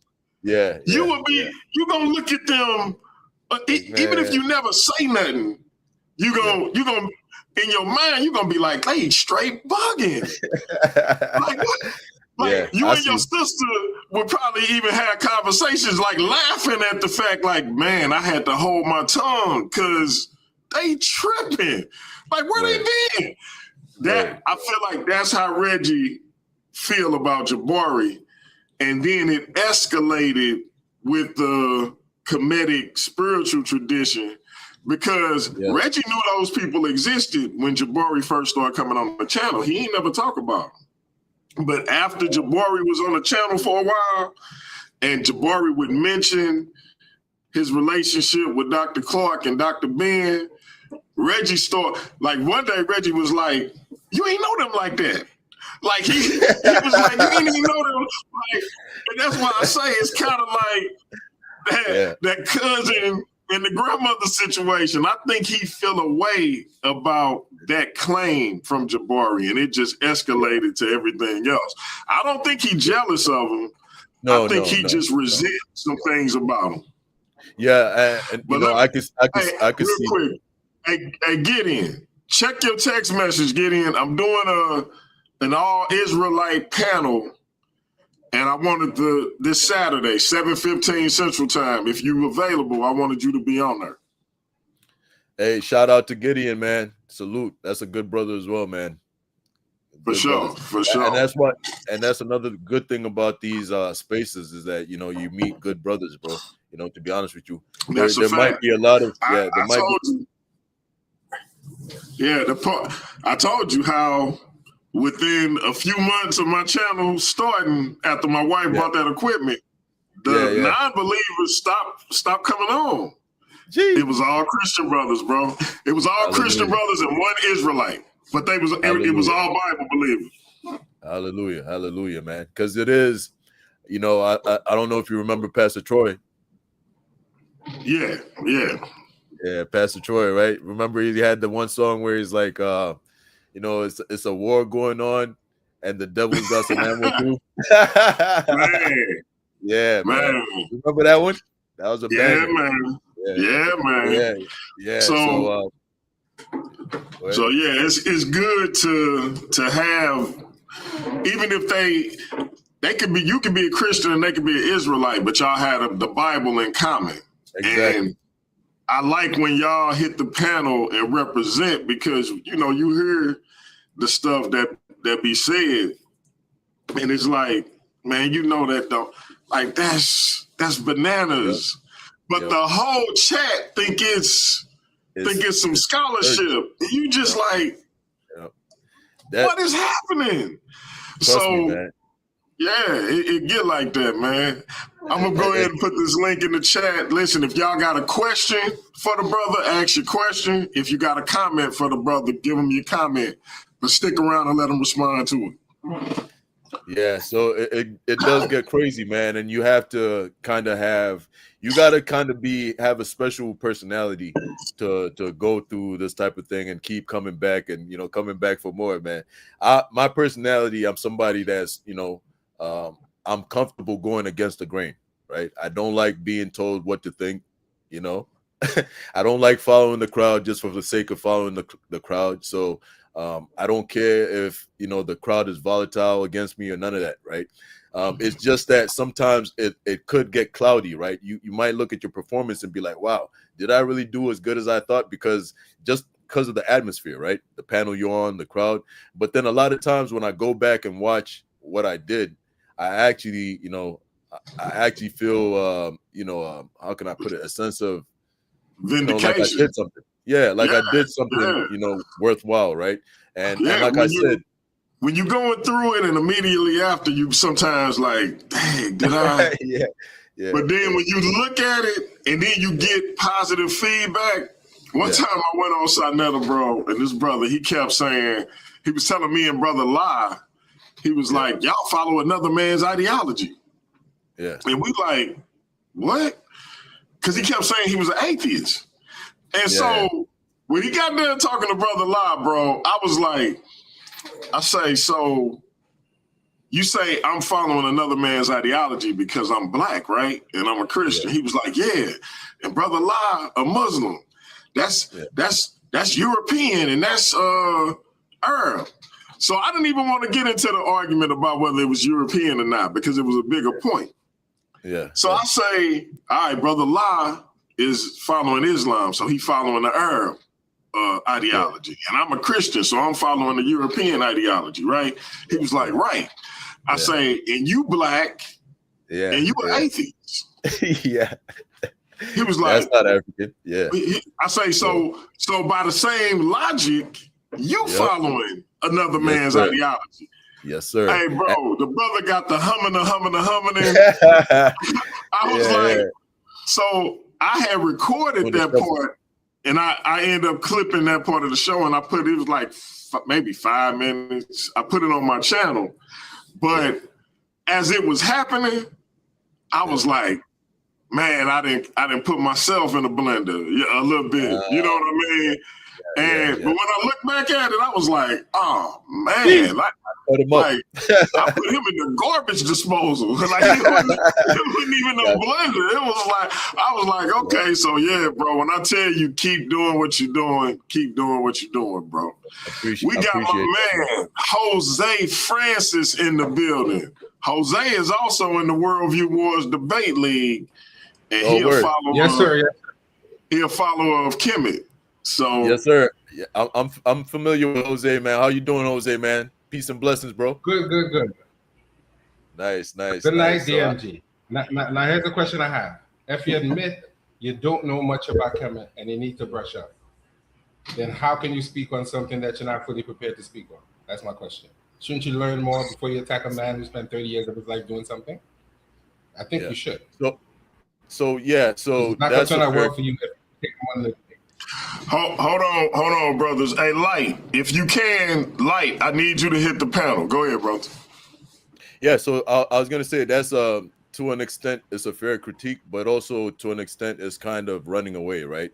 Because it would be a difference if I came in just talking nonsense, right? But then that's not the case. When I'm coming in and asking some certain questions and making certain points, the points are valid and true. So I need for those points to be addressed directly. I don't need my scholarship to be checked or questioned. You know, if you're a scholar, so hold on. If you're a scholar, let him get it out, Jose. Yeah. So if you're a scholar, right, and you're professing certain things, right? So for instance, like Brother Jabari, he's professing to be a priest in this new shrine of Ma'at. You know, you shouldn't run away from questions, even from a layman. You should be able to answer those directly without without insulting him or, degrading him in any way, shape, or form. So I don't see what the problem is if I come and ask a valid question to you, asking for a valid response, and I don't get one. Hey, real quick, y'all, before you respond, I really got to pay a water bill. Light gonna hold down the panel. Everybody, please respect Light. When she say, Jose, it's time to move on to Steve, let it go and let him interact with Steve. Go ahead. Peace, brothers. Peace, my sister. Peace and blessings. Do you know that to someone like Jabari and me, what you say sounds uninformed and totally foolish and unacceptable? Okay, so let me say this then. That is the reason why. And then we can move on to Steve when Okay, so let me respond to that. So you're saying that me saying that majority of ancient Kemetic religion material is lost permanently. You're saying that that's foolish and ridiculous. It's unsubstantiated. How is it? You see, so now you look foolish to me, because if you go and hold on, brother. Let the brother respond, and then you can respond. Thank you. So when you look at what Egyptology says about it, right? It says that one, the information that we do have is sparse, is fragmentary, it's incomplete. In some instances, it literally doesn't make sense in a modern perspective. Majority of it is lost. The temple libraries are lost permanently. The what do you call it? The tradition, the oral tradition is lost, right? It's a dead religion. Okay, so a majority of the rhetoric from that religion is lost permanently, and that's what Egyptology says. So if you're saying that me regurgitating what the Egyptologist is saying is ridiculous and unsubstantiated. I don't know what gives you the authority to even say something like that. Simply Who are because you I basing know your- you have never, because I know you have never read text to understand the text, because you yourself said you don't know the text. So what you're doing is reading commentary on people who are clearly qualified. But the reason why some texts don't make sense is because they call cryptext. They're not supposed to make sense. There are a lot of texts that when you read them at Dunesha, they don't make sense on purpose. You have to know the deeper level to understand the text. So it's not an accident. It's not random. So and how they can you show- reconstruct texts is they find other texts. But hold on. They find other texts that are more complete that say the same thing and reconstruct other texts. That's how they reconstruct the text. They're not just guessing and slapping random things in there. But when you don't study, you don't know that. You don't know that there are several places the texts are written. So if you can't find it here, you can find a more complete one there. But you don't know that because you're making an argument based on nothing, based on reading commentary. You cannot make the argument. That's not a good argument, and you're not going to win. You're not going to win anything with that argument. So I'm going to move on. I'm going to let Steve go ahead and ask his question. Yeah, but let me respond to that before he asks his question, because you just said a bunch of nothing. All right. You know, you came up here. I thought you had some better points to come up here with, but you came up here with nothing. You're basically doing the same thing Jabari tried doing and trying to kill the messenger instead of attack the message, right? So you're saying that because I said I don't know much about ancient Kemet, that's the only reason you have this objection against me, not because what I'm saying is actually valid and is actually substantiated by Egyptologists. You're saying I'm just reading commentary from people. No, I'm reading the work of Egyptologists, right? What you're doing is you're putting your own spin on that stuff, right? So if I asked you, for instance, and this, I asked Jabari this and he failed to do it, so I know you're going to fail as well. Show me the primary text that actually says the deities of ancient Kemet were not literal. Show me the primary text that says that those sequences of paragraphs that don't make sense, that they're supposed to not make sense. Okay, unless you can show me that, you're just making all this stuff up. You're just putting your own spin on it, your own modern worldview, your own modern esoteric worldview, right? Which comes from white folk, actually. So you're putting that and projecting it back on the people and trying to explain, oh, this is what they believe, that's what they believe, when you don't know. And you're over here talking about what I'm saying is ridiculous, when what I'm saying agrees with Egyptology. We could find it on, we could even check Encyclopedia Britannica right now, and they say what I'm saying word for word. So I don't know, Jose. We can move to the next person, but you know, unfortunately, I thought you'd come with something more substantiate, with more substance than that. But we can move to the next brother. Welcome, Brother Steve. Hi. Let's talk about it. Your time. So my question is, whether it's New Age or whether the ancients, you know, people who have an affinity to Kemet or Africa, or you know, so the spiritual system, is it a traditional African spiritual system? So you're speaking about the ancient Kemetic one, or the modern one? Whether the ancient one or the modern one, is it a traditional African spiritual tradition? So the modern one is, for instance, like the Shrine of Ma'at, right? Those are reconstructions. And okay, hold on. Before you continue, you're not answering my question. That's a that's a yes/no question. Is it a traditional African spiritual tradition? All right. So for the modern one, I'd say no. Why? Why is it no? That's why I was trying to explain to you. No. So tell me why it's no. Yeah, that's what I'm trying to do. So the reason why it's not is because what's happening with the modern, like for instance, the Shrine of Ma'at, is that we have people from 2026, right, projecting their modern worldviews, okay, onto ancient people who didn't think like that.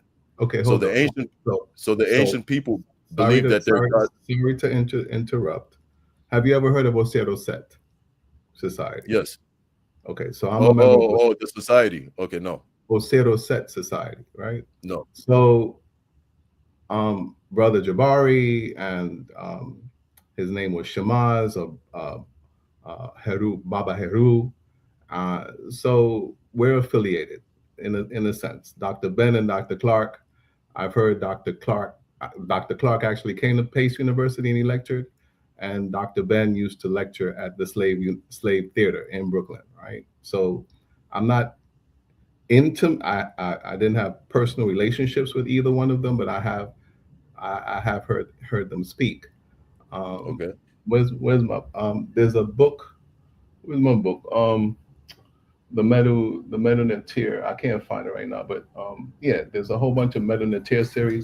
So what I'm saying is that if you're saying, so would you consider Yoruba and say, are there other actual traditional African spiritual religions in existence today?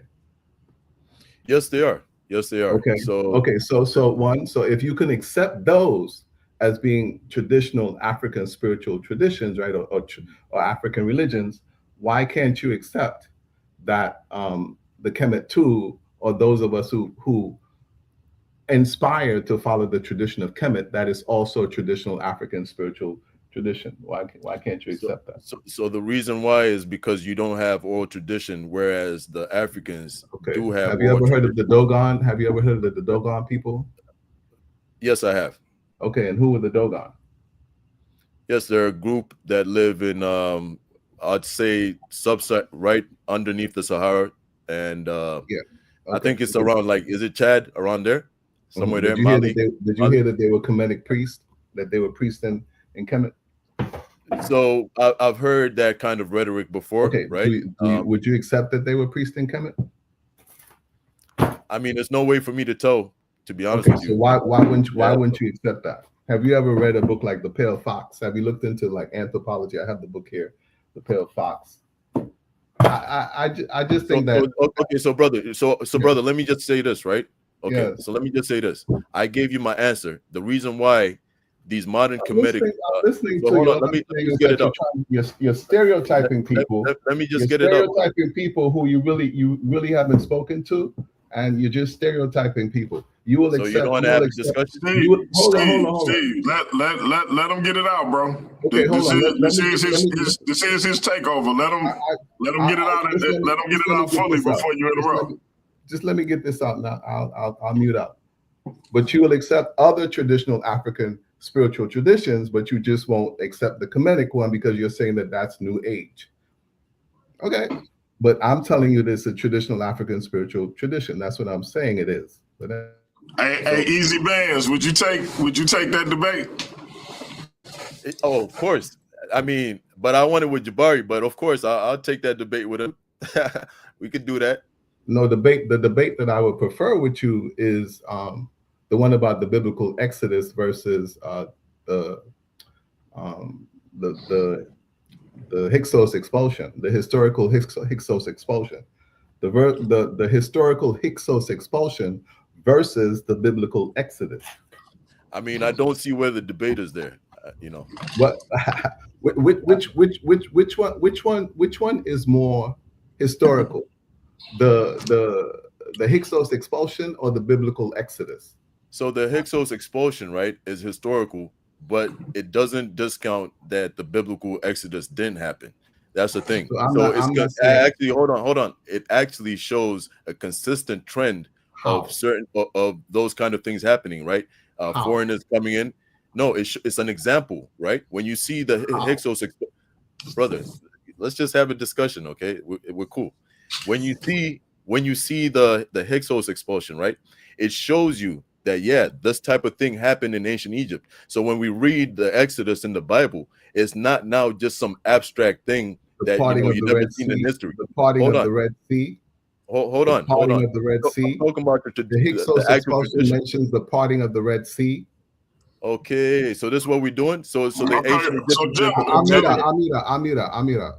So listen, this is what I'm proposing. Let's see if we can get a debate out of this. Which one is the Exodus one more accurate? Or do you? Because y'all would have to agree that they the. Let's go. He just came up here. He just came up here to basically say that the modern Kemetic religion is an ancient African tradition. So let's debate that.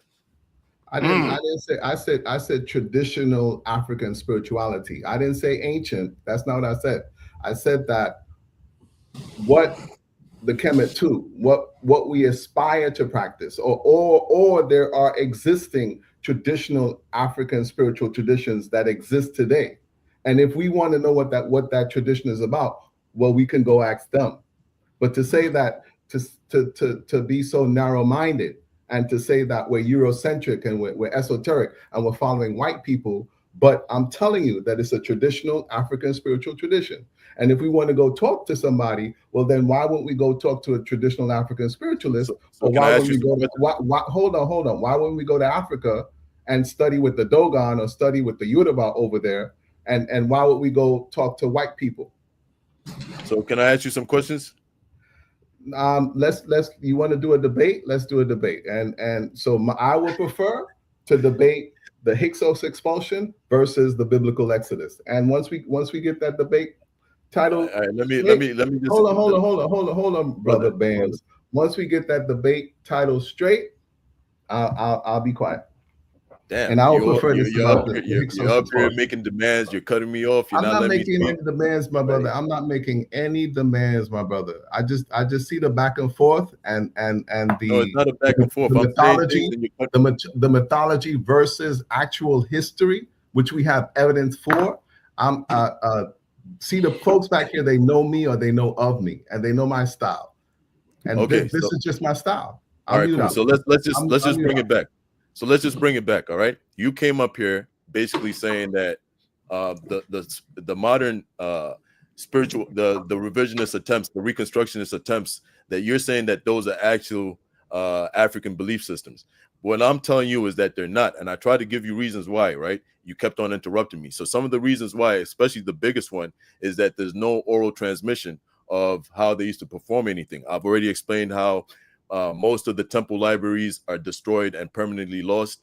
Most of we don't even know if some of those pyramid texts, if they were supposed to be actually performed by people, or whether it was just supposed to be performed by the dead after his decease, right? So it's a lot of things that you don't know, and that you're making a reconstruction based on tad bits that are incomplete, right? The other brother over here, Jose, came up and he basically said, he admitted that there are actual sequences of paragraphs that don't make sense to the modern reader.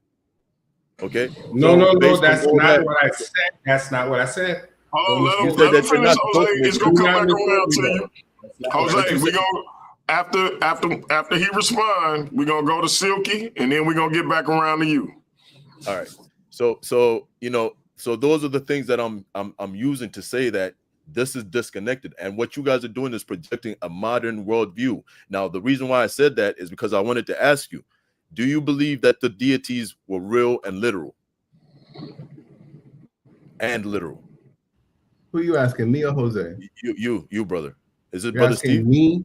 Me personally, if I know the deities, like for example, Ma'at or Osir. One second. Osir. Do I think that this thing? Do I worship this statue? Is it literal? I don't worship the statue. Why did I know Steve was going to grab something like that? That is hilarious. No, I don't worship this statue, right? This statue did not bring me into being. I don't praise this statue. I could bring up one of Peru. I got Tehuti. I got you answered it. So hold on. I got an image here of Osir, right? I don't worship these things, right? Like you said, I'm living in 2026, right? Exactly. And nobody's that ignorant. And I don't think that the ancient Kemet too were that ignorant either to worship, to praise, because hold on. You know how many different energies there are, right? So we worship water, we worship the sun, we worship the sky, we worship rain. So in other words, I would worship anything. I would worship dirt, right? So my entire day was just, all I was doing all day was just busy. Anything that I saw, I was worshiping. So you're saying that I am that ignorant as well as the ancient Kemet too are that ignorant. And added to that, ancient Africans, traditional African spiritualists, ancient and modern, are that ignorant. And that is the level of prejudice, right? I don't worship this. I don't worship this. I don't. All right, brother. I asked you a simple question. Stop, man. I give you a simple answer. I give you a simple answer. You keep no, going. it's not. No, they're not. No, hold on. No, they're not. No, I don't know them to be actual physical beings. No, I didn't say physical. I just said, are they literal? Are they real and literal? You said no. Okay, so listen. Now this is the thing, right? You said no, and you proved my point. You said I'm living in 2026, right? And I'm not that ignorant to believe in such things. When are you living in? Hold on, brother. Let me finish. Hold on, let him get it out, Steve, because we're gonna go to Silky. So, brother. So you just proved my point for me, and I appreciate you for that. So you proved my point.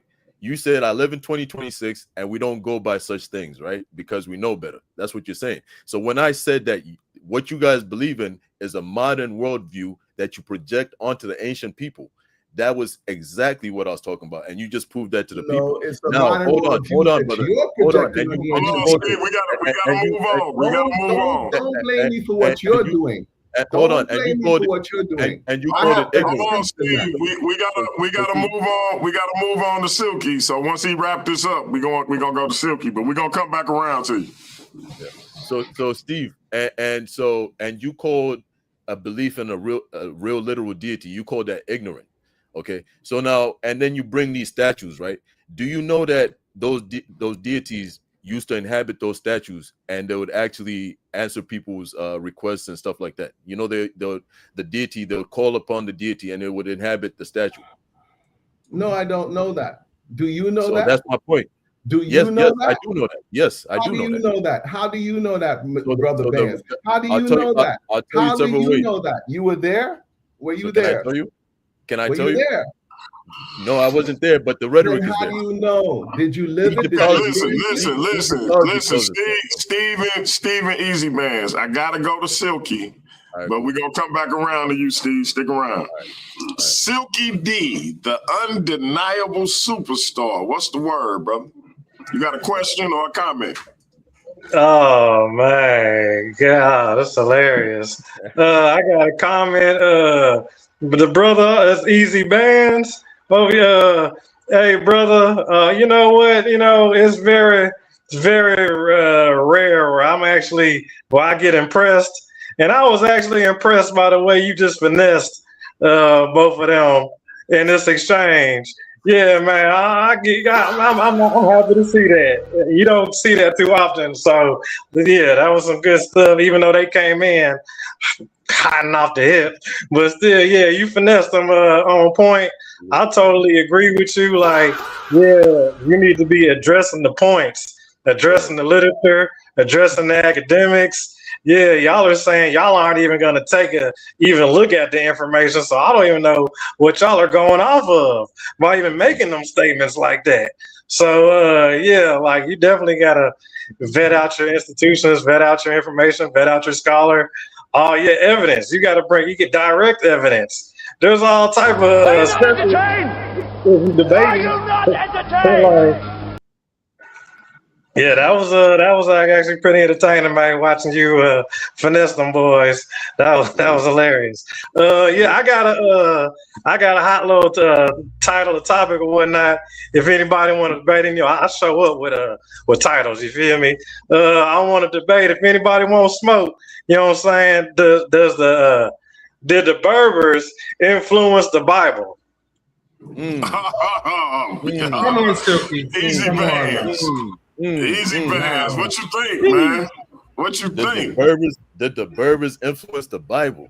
Jeez, to be honest, that's something I haven't really looked into like that, but I'm willing to look into it and see if I could, if it's something that I want to actually debate. So what's your point when it comes to that? You think that they did? You can say that, yeah. I really was saving that for Hemi. I kind of wanted to let Hemi get first dibs on that. But then again, anybody can get smoked with that too, though. So you feel me? It ain't no thing. Anybody can get it. Nah. I think you have your sights set, man. So I'm gonna let you do your thing on that one, bro. Hey, I'm gonna bring it to him, Silky. Yeah, tell him I want that fade. Tell him I think he's ready. I think it's time for us to go ahead and hash this on out. Hey, Silky, peace and blessings Yes, to you. sir. Peace and blessings to you, man. I've seen you around a few times, man. Good dude, man. Appreciate you. Oh, already, man. Yeah, likewise. Word up. All right, Jose Francis, I see you itching for some competition from my man Easy Bandz. You barely being restrained, brother. I'm listening upstairs. I'm listening upstairs. Light had to get you together, man. What's going on, Jose? Easy Bandz got you triggered, brother. No. Let me say something. Talk to us. I said certain texts don't make sense because they're called cryptic. They're not supposed to make sense to people who were not ancient Kemetic priests. That is what I said. Do not misquote me. I didn't say the text. Right. And number two. I have a question. Hold on. Silky getting me mad too because he always everything with him is blasted Berber. He needs to stop. You really need to stop. He doesn't even know what the word means, and he's still arguing that foolishness. Hey, man. Why you mad at Silky, bro? I'm mad at everybody except you, DMG, and Light. Anybody else, pretty much? That is it. I don't know. I'm just irritable. I'm going through something right now. Right? So you got to forgive me. I just don't like when people come up and the one who don't know nothing, giving the one who think he knows something a high five, and both of them slapping fives and thinking that they said something. You are one who I can respect when it comes to the text because you study. So I can respect what you're saying. I know you're well studied, so you have your reasons for saying it. You're not just talking and you're not disrespectful. You have an honest reason. Other people just nobody's even making that argument. Hold on, Jose. Let me ask you this, and then I want Light to ask her question. Are you trying to say Easy Bandz is unqualified to be talking about Kimmy? I didn't try. That's exactly what I said. Because he said it himself. He said, I'm not. Hey. He said, I know little on the topic, and then you're going up against a man who spent 30 years, which is his whole adult life. Okay, Jose, I got you. I gotta let Easy Bandz respond, and then Light gonna ask her question. Light gonna hold the panel. I gotta step away. I gotta go check on the queen. But please give Light the same respect you would give me. Light gonna ask her question after you respond to Jose, Easy Bandz. Okay. So Jose, man, we're back to square one again. You talking about my qualifications to ask questions, which to me is crazy, right? You're not, again, addressing the actual information. So first off, you said exactly what I said. I said that some of the texts, right, some of the sequence of texts don't make sense to the modern reader. Therefore, trying to reconstruct that is impossible for the modern reader. Therefore, that adds to the reason why the movements or the shrine, like the Shrine of Ma'at, is not a real representation of ancient Kemet religion because of things like that, right? On top of other things where you have the libraries, the temple libraries are lost. I'll say that again. What's remaining text is fragmentary and is scattered over millennia sometimes. You have, no oral tradition. You have no continuity, and basically what's left of the information that we do have covers just a small portion of the actual vastness of ancient Kemetic religion, and therefore any attempt at reconstructing that a real accurate, position, a real historical and accurate position of any of the cults at any given time is impossible at this time. All right. So now, if you can address that rather than what I know about Kemet or what I don't know, that would be very helpful to the conversation. I'm going to say it again because you didn't hear me. You're wrong. You're wrong. Based on what? Hold on, Easy Bandz. You're listening to what we call conjecture on the part of Egyptologists who don't know what the full context would have been and what is majority, what is minority. They don't know that. They know what they find, and they draw conclusions based on what they find, and say stupid things like retain the sacrifice happened. And if you ask them for primary text, they don't have any. That is the problem I have with people who want to come and read a scholar's paper and never look at the actual text with the Medu Neter and read any translations. That is the problem. That's not scholarship. That's reading commentary, and you must know the difference. Okay, There's so brother, you're saying that I'm wrong, right? Are the temple libraries still present, fully intact? That has nothing to do. Yes that has nothing to do with the conversation. I'm not falling down that rabbit hole of nonsense. It does. Because hold on, Jose. If the libraries aren't intact, then I think the brother would be right. Everything that they're dealing with is fragmented. So if it's fragmented, how do you put it together? And I explained to him there are some things that they are fragmentary, but what they do is they find more complete copies written somewhere else, and they take that and reconstruct from what they do not have because they're written in several places. Everything you find is not fragmentary and worm-eaten. That's not true, because we have an instance of what they call the Shabaka, which was created because Shabaka found an ancient worm-eaten papyrus and said, put it on stone so this can be remembered and we can have something more solid. So okay, I have one more question. The idea of that being lost, yes, ma'am. I have one more question for you. So yes, is it so wrong for the brother to ask questions while he admits that he doesn't know, he's not well versed on it? So if he's not well versed on it, in order for him to learn, isn't it fair that he asks questions?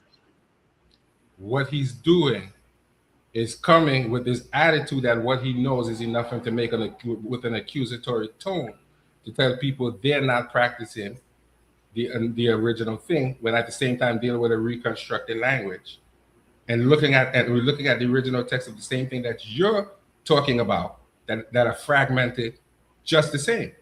So what sense does it make for you to criticize reconstruction when the language of your Bible is reconstructed and they found fragmented text that sometimes don't even agree with what you believe?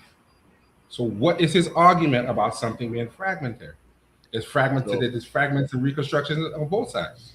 So you're the one talking about a text and just a literature about one piece of okay, come on, let's get some decorum. Steve, you could respond, and then we'll get to Silky. I mean, Easy. Jose. Right. Jose. So can I respond to him? Yes. No. Let me finish. Let me finish. I'm explaining it. I can say the same thing about you because they found fragmentary text, and some of those fragments don't agree with what your Bible says. Hebrew is a reconstructed language, so don't come here with this. It's reconstructed, and we don't know because a lot of your text comes from things that are reconstructed, including the language. So can I respond now? Don't do that. Yes. Okay. So you see. You know what, man? I thought, it's crazy that you're actually talking like, yo, you know all this stuff, but you clearly don't know anything about Egyptology at all. Because the claims that you're making here on this panel, you would never, ever dare make those in front of an Egyptologist. Telling me that I'm wrong and denying that temple libraries are lost and that doesn't matter. And denying that the oral tradition is lost, and denying that there's no continuity, and denying that the texts are fragmentary and some of them are incomplete. I didn't deny anything you said. Jose, let him get it out. Jose, let him get it out, please. And denying that some of them are incomplete, and denying that some of them don't make sense to the modern reader.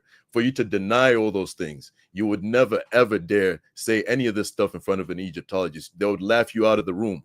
Okay, so you're actually, bro, to be honest with you, you should humble yourself, man. All right, I humbled myself enough to say that, hey, look, I don't know every nook and cranny, but I do know the basics about some of the information that the Egyptologists are putting out concerning this topic. And it's just true that you cannot reconstruct a fully accurate historical representation of ancient Kemetic religion. I'll just ask you this, which you do know that in different regions they had opposing myths, right?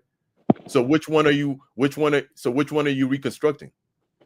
and it's thousands of years, and they had different emphasis on different religious belief systems over different millennia or different dynastic periods. So which one are you reconstructing? But last time I asked Brother Jabari that, he says he analyzes everything and then reconstructs based on that analysis. So that, again, is not a pure reconstruction. So first off, you try to compare Kemet with Christianity.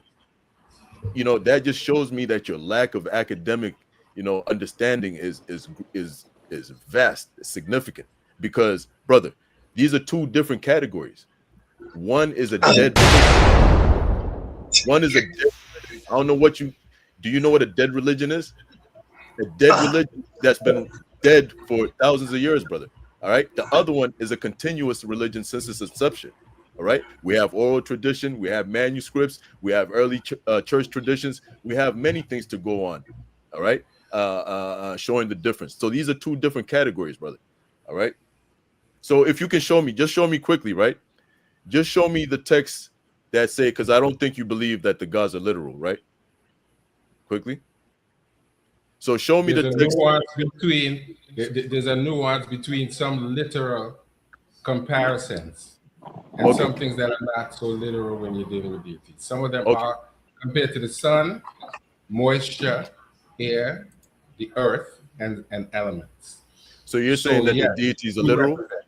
No, I'm saying that that there's a certain level of literal representation to the deities, but they're not strictly literal.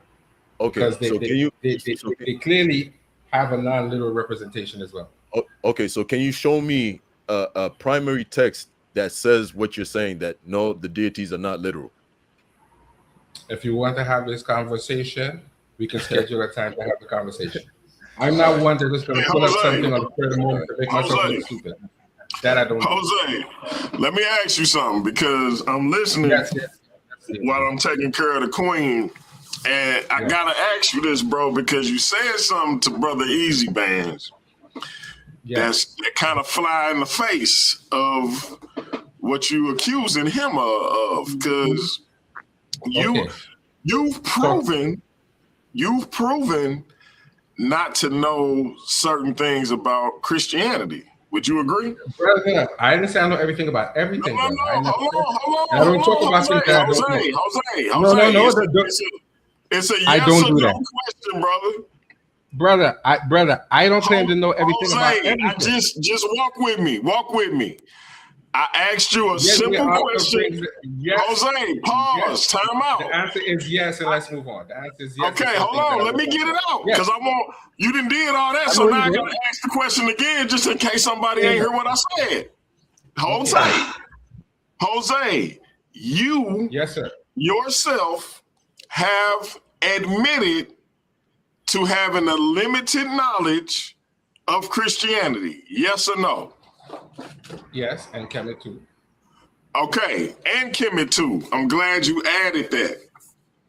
That has never stopped you from chiming in about Christianity or Kemet. Yes or no? No.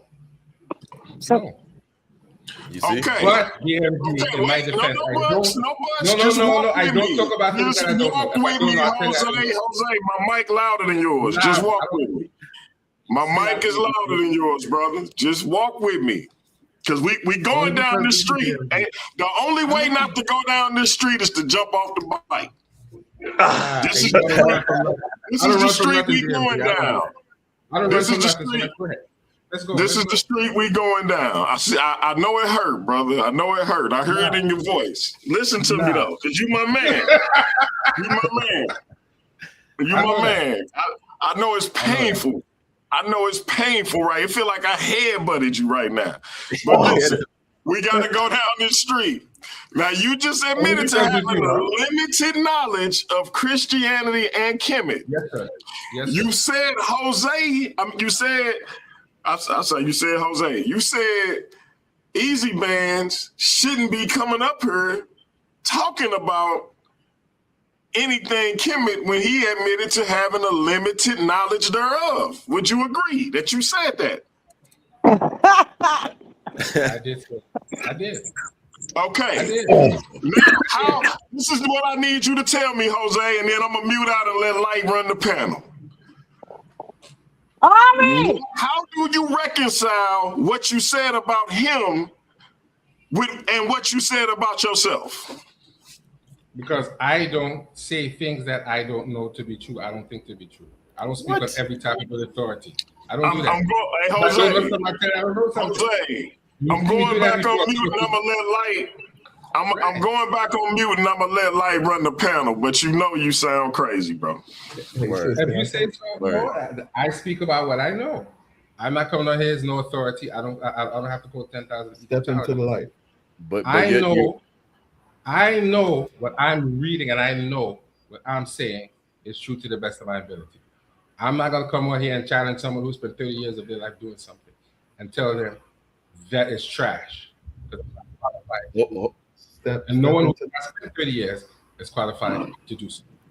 All right, Jose, we gotta go. We gotta go back to Steve. That is why I don't do that. I'm challenging you because I can challenge you. I can't challenge somebody. Jose, come on, man. We just went down the street, man. I'm gonna keep doing it. Stay on your mic, Jose. I'm gonna keep doing Stay on your mic, man. If I'm wrong, I'll be wrong and probably wrong. You know you. I'm good. I don't back down for nothing. Hey, well, since you put it like that, if you're wrong, you're wrong. Let me tell you, you dead wrong. Because you just said this man couldn't do what you yourself are doing. You gotta stop. DMG. You gotta stop. The difference is this: if you challenge me on ancient chemistry, there is no difference. Listen to you. There is a difference. He's not qualified to tell me nothing, and I don't respect his knowledge. I don't care. Jose, the question. Jose, why should he respect yours? He doesn't have to. I didn't ask him for that.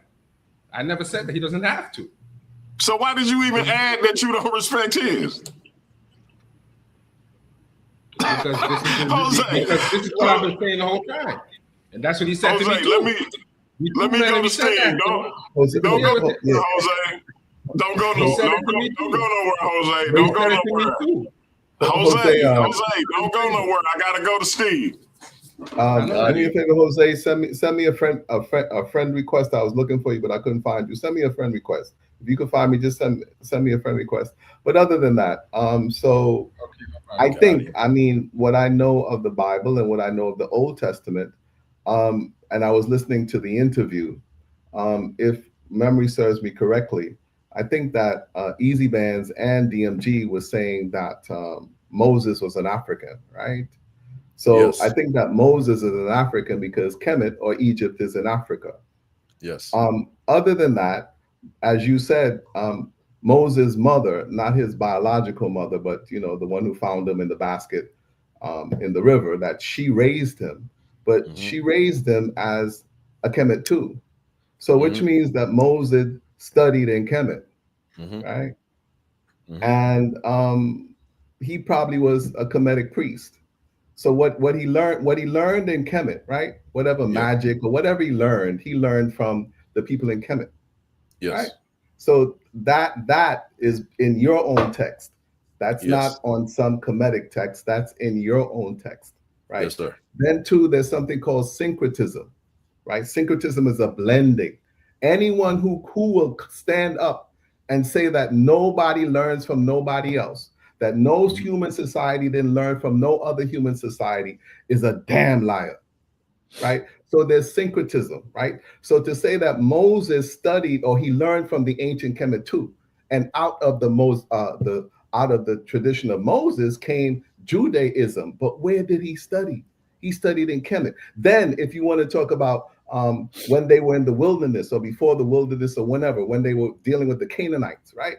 So in your own text, it talks about the people of Israel having relationships or intermingling with these other so-called pagans, or you might call them traditional African spiritualists, right? Yes. So again, we see a syncretism. So this, if you're going to tell me that that Judaism or the Hebrew faith made it into the contemporary era, so therefore it's a living tradition, and Christianity makes its way into the contemporary era. Therefore, it's a living tradition. But you're not willing to admit that they learned from each other. And who did they learn from? They learned from the ancient Kemet too, even though they might be dead.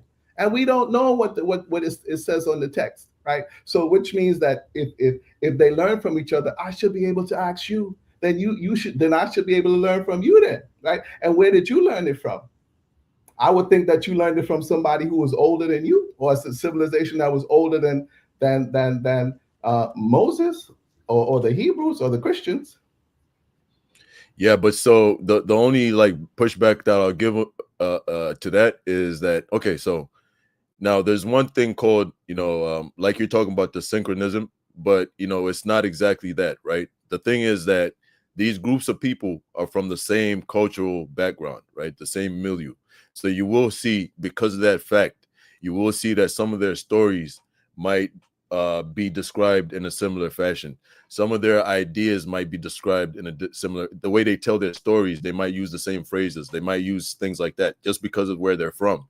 Like, for instance, me and you today, right? Speaking, I don't know if you're in North America right now, but so for the brothers who are in North America, the way we tell a story, or the way Brother DMG would tell a story, and maybe some of the words and terms he would use to describe stuff would be different from an African brother on the continent right now, because of the cultural background. Okay, so somebody in the village in Africa wouldn't tell us a story the same way that Brother DMG would do, right? Now, Brother DMG, and say for instance me, who's in Canada over here, we would, I would understand what he's saying, whereas maybe somebody in the village in Africa might not understand what he's saying. So that's just an example of having the same cultural background. And that's why you find similar stories like flood stories. You find stuff like that because they come from the same area. Now, the thing that I would push back heavily with is that Christianity and just the Hebrew Israelite faith is a polemic against Kemet. Okay, so for you to say that, basically this religion is learning from or taking from, I'd have to push back on that, because it's an actual polemic. It's not a continuation of those things. It's actually disagreeing with those things. So you find in the Bible where the Kemetic gods are defeated, right, by Moses and the Most High God. They're defeated, and it's showing you that this is an actual polemic. It's showing you who the true God is, how to worship him, and what his actual revelation is to us, which is different from what you find in Kemet. You don't find in Kemet a creator who actually comes onto the earth and sacrifices his own life out of love for us so that we may have eternal life. You don't find that in Kemet. You find, like Brother DMG was describing earlier, you find you have to do spells and try to trick the gods to make it to the afterlife, et cetera, et cetera. Whereas in our faith, the Most High himself came onto this earth, sacrificed himself so that we can have eternal life out of love. And so that's one of the biggest things that separate Christianity or the faith from a lot of the others. Go ahead, brother. Okay, so I'm sorry. It's on silky, Steve, but we're going to come back around. Let me just say this, please, DMG. I wasn't trying to get into the spiritual traditions. I was just talking, because now we're talking about monotheism versus polytheism and so on and so forth. And I'm trying to stay away from that. But I mentioned syncretism, and one being a living tradition, such as the Hebrew faith and Christianity, and then saying that the Kemetic tradition is dead, even though it is a traditional African spiritual tradition. And you have many, many different traditional African spiritual traditions that are still alive today. So to say that it's dead, or it's Neo-Egyptian or whatever, is it dead or is it Neo-Egyptian? But other than that, I want that debate with you. I want that debate with you about, please. I want that debate with you about the biblical Exodus versus the Hyksos expulsion. Which one is historically correct? And we could modify the title however we could work on the title, but that's the premise. The biblical Exodus versus the Hyksos expulsion. Which one is historically correct? And I'm not talking about biblically historically correct, biblical history. I'm talking about actual history where there's evidence, and the evidence happens to be in the Kemetic text, right? Brother And Steve. what scientists found in terms of strontium in the bones, and what do the Kemetic texts say? Brother Steve, about that debate, right? I don't disagree that the Hyksos thing happened. That I don't say that it didn't happen. So that debate doesn't make sense to me. You get me? I don't disagree that the Hyksos explosion Right. happened. You don't I want to agree have that it that happened. debate because when it comes to facts and evidence, the fact that the ancient Kemet too, they wrote it on their walls that we can read the walls, we can read the, and we know that it happened. So okay, so I don't disagree. Which one is right? Right. So you don't want to have that debate. Okay, cool. No, I don't disagree, but we could have the debate on the topic that you just disagreed with, just that I just described, right? About how ancient Egypt religion is a dead religion. Well, 1 minute you're saying it's New Age, and now you're saying it's dead. Which one is it? No, is I'm it talking New Age or is it dead? The New Age is the modern reconstructions. That's what's New Age. It's Ancient a syncretism, of course. No. Because as you said, in Kemet there were these different gnomes. Even in ancient Kemet, everybody wasn't doing the same thing. At the different gnomes, they had their different their lead. Of course, which is true of any place that you go to. Which is true. Even in Christianity, you have Protestants, you have Catholics, you have Orthodox Christians. You have so many different Christian denominations. And that's true. And you're proving my point by that. So that's why I'm letting you go, because you're proving my point. Is that I'll debate you. I'll debate you on syncretism. Would you like to debate on syncretism? What about syncretism? Meaning that a spiritual tradition, that spiritual traditions borrow from other spiritual traditions, that so-called contemporary or modern spiritual traditions borrow from the traditional African spiritual traditions. And so I just conceded to an extent that the reason that you see some you see some similarities in these traditions is because of their cultural proximity. They're close to each other. They're from the same culture, and that's why you will see one is better than the other. One is better than the other because I worship this idol. Brother. Because I worship idols, right? I worship idols. I worship this idol. But you're changing the topic now. I'm just trying to explain why. I worship this. I worship idols, right? So I'm an idol worshiper, and you're a monotheist, so you're better than me, brother. I don't know what you're doing now, but basically you're talking about. You understand well what I'm doing. Talking about syncretism, right? And I was trying to explain why, to a certain extent, I'll concede that because of the cultural proximity of these religions or these faiths or these people, you will find similar ideas and some influence here and there on the way that they describe their faith. But in terms of when you look, you strip down the skeleton of both faiths or both systems, you will find that in the Hebrew Israelite is basically a polemic against ancient Kemet. And you will find in stories, for instance, where Moses defeats the gods of Kemet. Okay, you will find that kind of sentiment there. So the two, you can't say that one is. What's your debate topic, my brother? What's your debate topic? The debate topic is is ancient Kemetic religion a dead religion? Okay, dead in what sense? Why is it dead? Is it dead? Like it's non-existent. Like it's at this point in time, it doesn't exist anymore. Why doesn't it exist anymore? Because it's not practiced by anybody. But if you admit to syncretism, how could you say that it's not, that some aspects of it didn't make its way into the? That's not what syncretism is. That's not what I basically conceded to, is that because of proximity, right, of these cultures, because of their closeness to each other, they will have similar ways of describing stuff, right, or talking about certain ideas, or they might even have some sort of like cultural memory together. Because, like, for instance, the flood story, you see that all over the place in the Middle East, right? You see it. I think the Sumerians have it. A bunch of people have it. The Babylonians, if I'm not mistaken, they had it too. And so, because of their cultural proximity, which I'm trying to tell you, they might be hints of a shared history, a shared memory, and stuff like that. That doesn't mean that they're practicing the same faith. So if you say that because the Hebrew Israelites lived close to Egypt or came out of Egypt, right, you can't then claim that they are practicing ancient Egyptian religion now, because they're not. I didn't say They that. practice something different. I But didn't you say just said, that. but when I said that it's a dead religion, you said that how can you say that when you have syncretism? That's what you said. Right. So which means that you're implying that the syncretism, those cultures that you're saying that syncretized ancient Egyptian religion to theirs, you're saying that basically they're carrying ancient Egyptian religion, right? Aspects of it, yes. Aspects of it, yes. But I'm telling you, they're not. So they carry because it's a no different religion. they carry no aspects of it at all. Okay, so So- your debate, the debate title will be that Is it a dead religion? okay, you no. That either choose Christianity or Yeah. choose Christianity or choose the Hebrew tradition and say that they carry no aspect of Kemet. Brother, I just sat here and told you No. that Let's say no Okay. aspect, because no aspect at all. Okay, bro. I'm trying to tell you the difference. All right, look, brother, look. If you wear shoes and I wear shoes, right? We both wearing shoes. Shoes are Does that make shoes. does that Shoes are make me still you? shoes.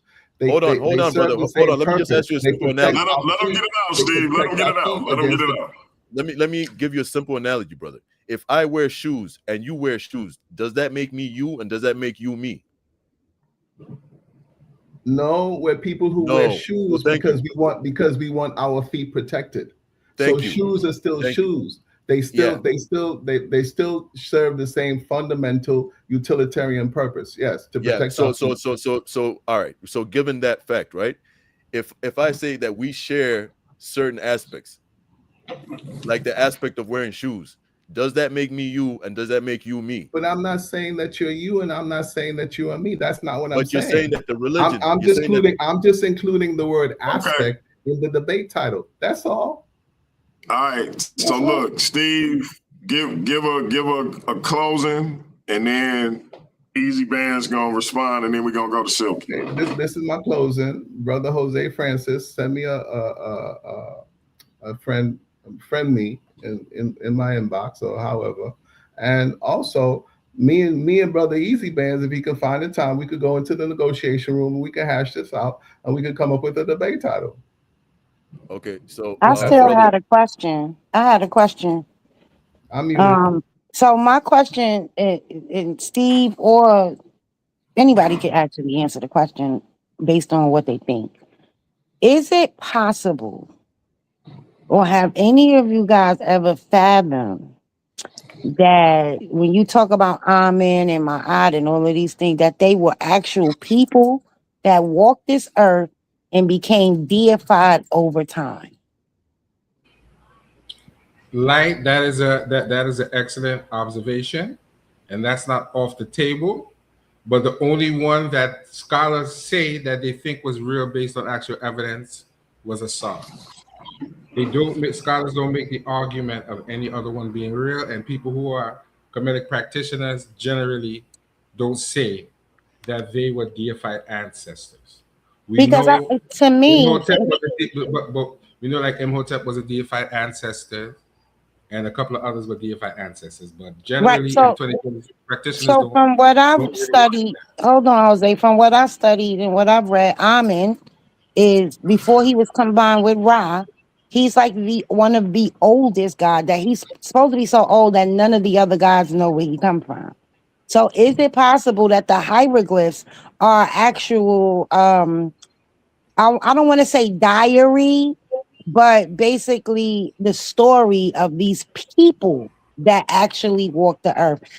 And then throughout the dynasties, they just turned them into deities. Like, we got to start thinking of outside the box with certain things. We can't just let people tell us everything instead of just thinking outside the box and saying that's a possibility.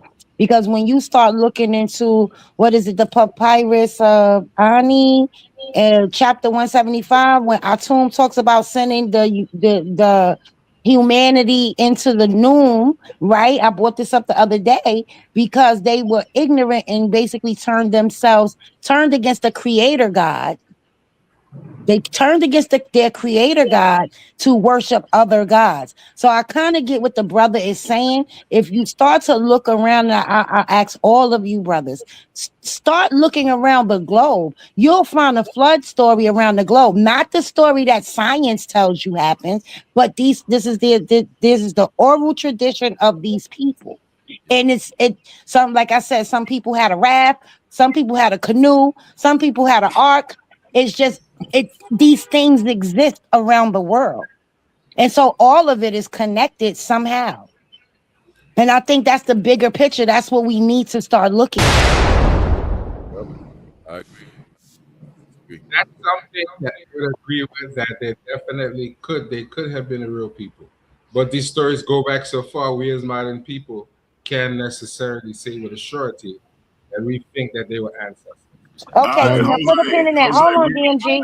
DMG, real quick. Put a pin in that, Jose. So you heard what you just said? It goes back so far that you can't actually know. So all of the information goes back so far that you can't possibly know. No, don't do that. Don't do that. No, I mean, let's be for real here. You mentioned one thing. You mentioned one thing. I agree with you. I agree with you on one thing. He's cooking. That's not a blanket Jose, statement. Jose, I need you to answer me, bro. For real, because you know you like hey man. You like a little bro to me. Well, you're younger than me. You thought you was older than me, but you actually younger than me. You like a little bro to me, man. I know that. You like a little bro. I gotta know why you keep doing this to yourself. Listen, I made one comment to say that to say that one thing. That's all I said. I am not saying all the information goes back so far that we can't actually know. I'm not saying that. I'm saying we have enough to understand. Jose, hold tight, Jose. Hold tight. We're gonna come back around to you. We gotta get to the king of the Berbers. Silky smooth, man. You know what I'm talking about? Definitely on some God talk. Let me help y'all out. The oldest goddess actually a female goddess, and that would be Neith. She's one of the oldest ones, and she apparently gives birth to a lot of all the other lesser gods. You got to study the pantheons, especially all the chiefs of the pantheons. But they did have tombs for these people and whatnot, you know what I'm saying? And they was doing some big megalithic work and carving out of rocks and mountains and the stone and digging miles deep into the ground and a whole lot more. So, I can't really just say if somebody had some super technology. You got to give them that because the architecture and the engineering work. Now, as far as the synchronicity, of course you got that because, they're taking bits and pieces from here, bits and pieces from there. Neith is also the Virgin Mary. She's also Athena. So, they got parallels, equivalents is what they call them in literature when you're looking up for the gods and things like that because there's going to be Egyptian gods, African god, Greek god, Hindu gods, and so on and so forth. Is she all set too? I said. Yeah, the one god that she was talking about, you said she Athena and the Virgin Mary, is she all set as well? Is she I believe a set comes a little later. She's not that old. It's Tanit, which is also Neith. I'm just asking, just like if the Virgin Mary and Athena represent her, I'm asking, did Set represent her as well? No. Okay. No, because Tanit is she's not born. She's a female. She's not born of anybody. She just came on and she gave birth. So that's how they link her and parallel her to the Virgin Mary. And then I guess the Greeks, Athena story, and stuff like that. Because they link, a few. It's a lot of them. I can go in on it. I study that all pretty heavy. Matter of fact, if anybody have a God debate, let me know. We could do God origins Y'all already know I'm putting it on the Berbers. So whoever y'all want, y'all feel free to step up. Some of these things that we're calling gods. I'm sorry, DMG. Some of these things that we're calling gods, they're just elements like Shu and Tefnut, like air and moisture, and Ra is a representation of the sun. So okay, you're shaking your head, Brother Bandz. But when I was saying that as a traditional African spiritualist, that I worship everything, I'll worship this can of Deet and this can of off, right? So I'll say that this is a god. This is my god Deet, right? But actually what it is a bug repellent, right? So, but if they're telling you that Shu is moisture and Tefnut is air and it's whatever they say they are, then you're telling me no, like Jared the dung beetle and rolling the ball and all. I mean, some of these and the fact that their deities had animal heads and so on and so forth and representing nature. Some of these things, they're just representations. They're not deities as we would call them, deities and so-called gods, because that's what we don't understand. We seem to think that these people are just ignorant and they made everything into gods and they worshiped everything. No, some of these aspects are aspects of their science. Brother right? Steve. Can I say something to you, Steve? One second, Sister Light. Just like the rock represents the sun, and it also represents a life force, right? That sun gives us energy. So that solar disc, which could also be a headdress, that's what it represents. But I'm not going to worship the sun. I'm not going to stay in the sun until I get blind. I'm not going to do bodily harm. So to Steve, myself. Nobody said that. Did you see the question on the screen, Steve?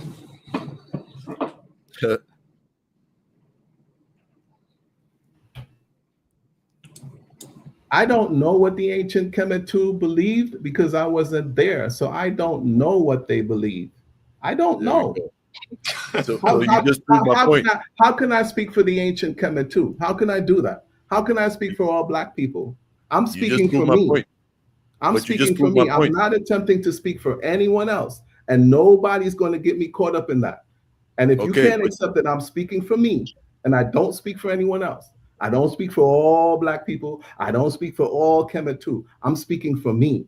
This is my understanding. I can't speak for them because they're dead. Okay, and brother. I'm alive in 2026. Brother, right? You see? Thank you for saying that. Oh my goodness! Like we just need to clip this up. Just because they're dead. Just because they're okay. Let Easy Bandz respond. Let's get into biology. I'll even debate you on biology. No. Hold on. We can get into that next. Hold on, brother Bandz. I'll even debate you on biology. Let Easy Bandz respond. I say what I said, I will say biology. that their DNA lives on in me. Steve, what lives on in me is let their Easy DNA. Let Easy Bandz respond. Go there, but I'll debate. I'll debate. We're not even back around to you yet, Steve. We got to go to Jose Francis before we get to you. Let Easy Bandz respond. Then Jose, I need you to tap in. You know, man, I noticed this, brother, is that whenever guys don't know what they're talking about, they usually start to interject and interrupt and overspeak and overtalk you and not want to answer what you're actually saying. I know biology, brother. You don't want. I'm not talking about biology. Let him finish, Steve. Let him finish. So you're actually doing that. You're manifesting, brother. Look, if so, you just said out of your own mouth that those people are dead. So you don't know what they believed in. And then 2 minutes ago, you're just arguing with me about ancient Kemet being a dead religion. I told you it's a dead religion. You're saying no, it's not. I said let's debate on it. You change the topic, and then now you come and concede. Let's debate on it. You want to debate on it? Let's debate on it. I'll debate you. Let him finish, Steve. We're gonna come to you right after we go to Jose. Let him finish. All right, cool. So we're gonna debate on that, and then now you're sort of conceding, saying those people are dead, right? So you don't know what they believe. Okay. So when I say that, what you're doing now is using your modern worldview, 2026, which is a modern esoteric worldview, and then projecting it back onto the people of ancient Kemet. That is purely fact, because this panel that we've had is proof of that. You guys have come on and proved that for us, right? So now when you say you don't know what they believed, I could tell you right now, brother, that even in African spirituality today, You say you believe that you're an African spiritual traditionalist, and No, that's I why know. I I don't believe. Those are your words. I know what I am. Don't put words in my mouth. I know telling you, what I am. I'm telling You you that. believe. Okay, I don't believe. I know. Steve, we gonna Okay. come back to you. We gonna come back to you. Just let them rap. You might think you know that, brother, but I'm telling you, because I was born and raised in You Africa. gonna tell me what I know now? You gonna tell me? I'm about to leave. Once you start telling me what I know, I'm about to leave. So DMG, you want me to leave? Let him continue telling me what I know. All right. I'll take that back then. So just so he doesn't leave, bro. So he doesn't leave. Steve, hold tight. We're gonna come back to you. Go ahead, Easy Man. So brother, okay, so you know that you're an African traditional spiritualist, right? But then I have to sit here and wonder, because everything that I'm hearing from you sounds like something you'd get from, like, you know, like a modern esoteric person, right? You're talking about the elements and this and that. You know what I'm saying? When coming myself, I was born and raised in Africa, right? So I know African spiritual traditions. Till this day, we do believe in real deities, all right? We do believe that these things are literal, okay? They can possess statues, they can possess objects, and then people go and sacrifice to these things. They go and appease these things. They pour libations out for them, okay? They ask them for things. Sometimes these actual deities actually inhabit or possess human beings, okay? And then the human being starts dancing or whatever it may be after he's been possessed by the spirit. That's what Africans believe, that these things are real and literal. So when you're telling me this foreign idea of deities not being literal, but just being elements, that to me is totally foreign, and totally foreign to any African that's on the continent right now that's from the Bantu spiritual belief system. Okay, that's what I'm trying to tell you. And so that belief system that I'm describing to you, where they believe in these real and literal deities, is also seen in ancient Kemet, because you also see the statues, you see the writings about these deities, the texts about them, and you see that also there it was practiced where, you know, these deities would come and inhabit the statues, etc., and they'll pour out libations for them. They'll leave food there for them, and various things like that, to show that they believe the same thing, and there's continuity in that sense, right? In African traditional spirit, but spiritual beliefs. But in terms of Kemetic religion itself, that's a dead religion. Okay, but hopefully I'll prove my point on that. We'll just move forward, brother, because let me just be I don't want you to leave. Here's a coconut. That's a coconut that's up there. Here's some corn husk. Right. My other question would be: so when the spirit inhabits this statue of Osir, what does the statue of Osir then do? What's the statue gonna do? So the statue at that point becomes it becomes divine, almost like so let me give you an example of in the Bible, right? So in the Bible you had like the burning bush, right? And then, you know, in order to approach the burning bush, you had to take off your sandals, because now you're standing on divine ground, right? So it's the same thing with that statue. When the deity inhabits it, it actually becomes a real divine God, and you're actually communicating to the deity within the statue. So it's real and literal at that point. Is the statue going to become animated? No, it doesn't have to. Well, that's what you're implying, that it becomes animated. It's not. Okay. So I'm a skeptic, right? So say I'm a skeptic. I am a skeptic, and I'm saying, okay, so a spirit inhabits this statue. So how am I going to know that the spirit is inhabiting this statue if the statue doesn't become animated? If the statue doesn't talk to me? I mean, literally talk to me. Hold on. You said that it's literal. So literal meaning physical. So energy inhabits this statue, right? So this to become physical, right? This thing would have to be animated, right? And animated for everyone else to see. And to say that I don't know science, right? This is empirical. So empirical science would mean that it will inhabit this thing for everyone to see. And then it will become animated, right? For everyone to know that it's real. And let him explain, Steve. Let him explain. So you see, once again, brother, you're doing exactly what I'm saying that you're doing. You're putting your own modern belief system and worldview onto the ancient Egyptians. You're looking at it and saying, "Oh, empirically, with empirical science, brother." The ancient Egyptians were empirical as well. They were empirical. Yeah, but they didn't have empirical. Brother, they didn't have the scientific method that we have today. We have a different scientific method that makes our science different from their science that they practice. Okay? Science is science, my brother. Yeah, but they didn't. What I'm trying to tell you is that they looked at the gods within science, within nature. Okay, when we look at science today, we've separated God from science. With the ancient Cometians, they included God in the science. You separate God from science. I don't do that. Speak for yourself. I don't do that. So you don't practice modern science? Hold on. My God, my creator being dwells in all things. That's what makes it omnipresent, omnipotent, and omniscient. That's the omnipresent and omnipotent quality and omniscient quality of my creator being. So don't get it twisted, my brother. Steve, we gotta go to Jose, but we gonna come back to you. But we gonna go to Silky after Jose, then get back around to you. Go ahead, Jose. See, now this is what I'm talking about. Everybody making me mad except like everybody's starting to make me mad because I don't understand what's happening. I don't understand what's happening right now. So why Steve making you mad? Because I don't know if I don't know. You can't come on here and halfway defend your blasted belief. Defend it. Don't be flip flopping. Defend what you're saying. What are you accusing? Bro. Don't let nobody walk you down. Time out. What are you accusing him of? It sounds like he flip flopping, but it sounds like he ain't standing up the way he's supposed to be standing up for his faith.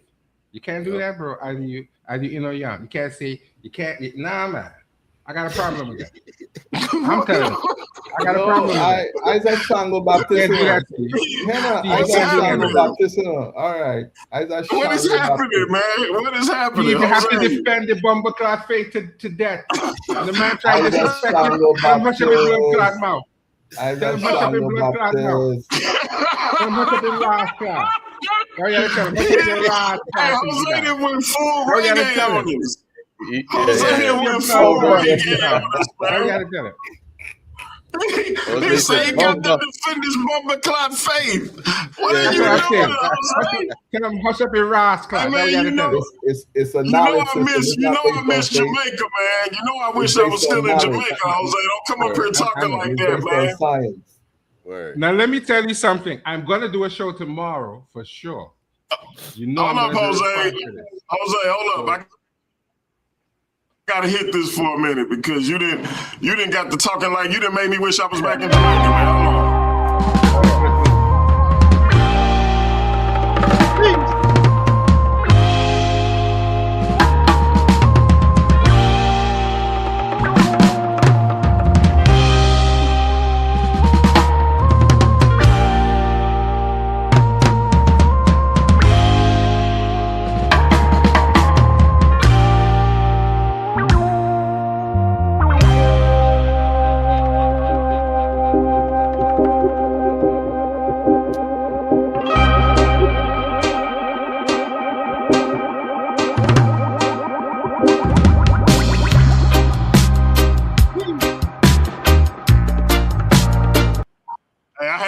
I had to stop it because I'm about to let that whole joint play. I had to stop it. But look, Jose, listen, man. You coming in hot against the Kemet infomonger, brother. Jose, you know you my man. I don't know if you want these type of problems, brother. Probably not, but you know. What's your? I might as well jump out the window. I might as well jump out the window. I need your objection to what Steve said, and then I'm gonna go to Silky to see if he got a question or a comment for Easy Bandz. I think Steve is supposed to defend his faith down to the end. Don't let nobody make you say you can't speak for all people. No, you are a Kemetic practitioner. You're speaking for Kemetic practitioners. If he had a beef with that, let him come on and prove what he's saying is true. No, I'm a practitioner, but I can't You'll never do that. Jose. I can't speak. That's the challenge to him, not you. I can't speak for all of them, man. No, make him prove what he's saying. Make him prove what he's saying. He's not getting the pass. Jose, you make him prove what he's saying. So don't give him a reason. Why are you giving that up to Steve? You make him prove. Exactly. And Jose, I am going to do a show tomorrow, and I want him to respond to what I'm saying and No, show me you how make he him knows prove it right what people now. are Don't saying wait in till my here right now. tomorrow. No, Don't wait till tomorrow when he's not here. Do it now. Hey, I'm telling Easy him so he can man. come Hey, tomorrow. Jose, That's what I'm telling him. hold on, Jose. You on the panel right now. Easy Bandz on the panel right now. Easy Bandz say he want the smoke right here, right now. Don't run. Don't get off of here and stay up all night studying and putting stuff together so you can put it up tomorrow. Y'all right here, right now. Now is the time to confront that man. Now is the time to show the Paradigm Shift TV 314 audience why you smarter than him. Now here's what I've learned. Now you gonna put up, Jose. Now You here's gonna what put I've learned. up. Are you gonna put up, or is you gonna shut up, brother? Because if you ain't putting up, we moving on to the undeniable superstar. Can I answer that? Do, Jose? Can I answer that? What are you gonna do? I'm going to be quiet for now because nobody's going to rush me into talking foolishness and embarrassing myself. I'm going to stay down for now. But I'm going to get him later. Silky D, what's up, bro? You got a question or comment for Easy Bandz, man?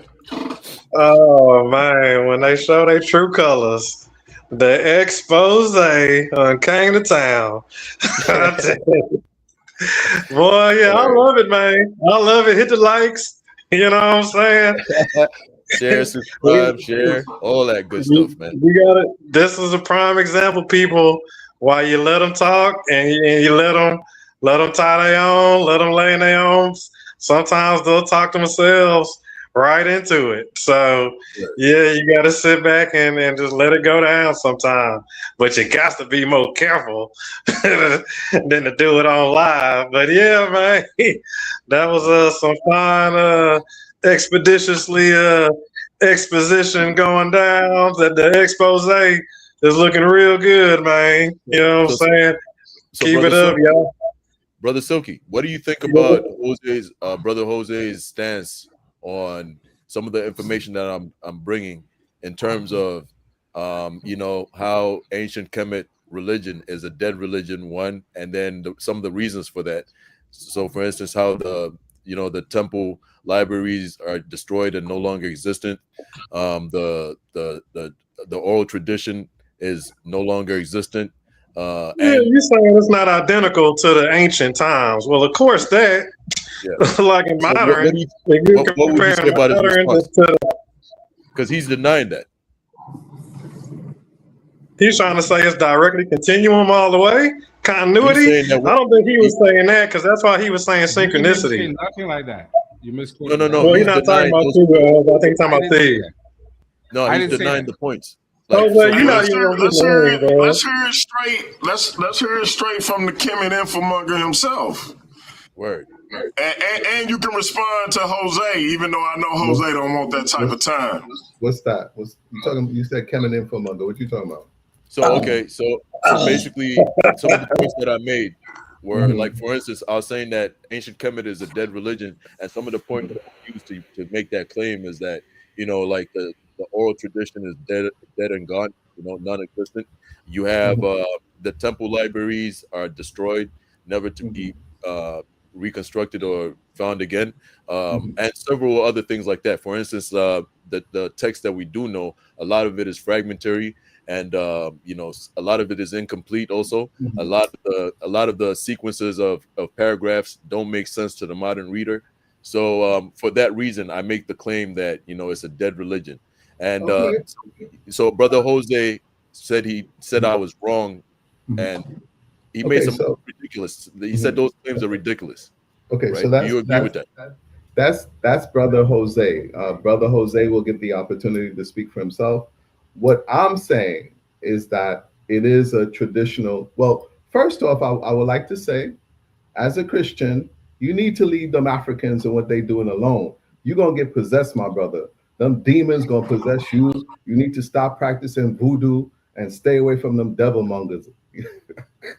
Yep, I agree with you. DMG, he's on our side now. What is they on our side now. Yeah, that's crazy. But Steve's hilarious, man. DMG, I think DMG, you pointed that at Steve when it was Jose that's over here in denial. Okay, what I can say. Okay, so brother Bandz. I ain't pointing at nobody, dude.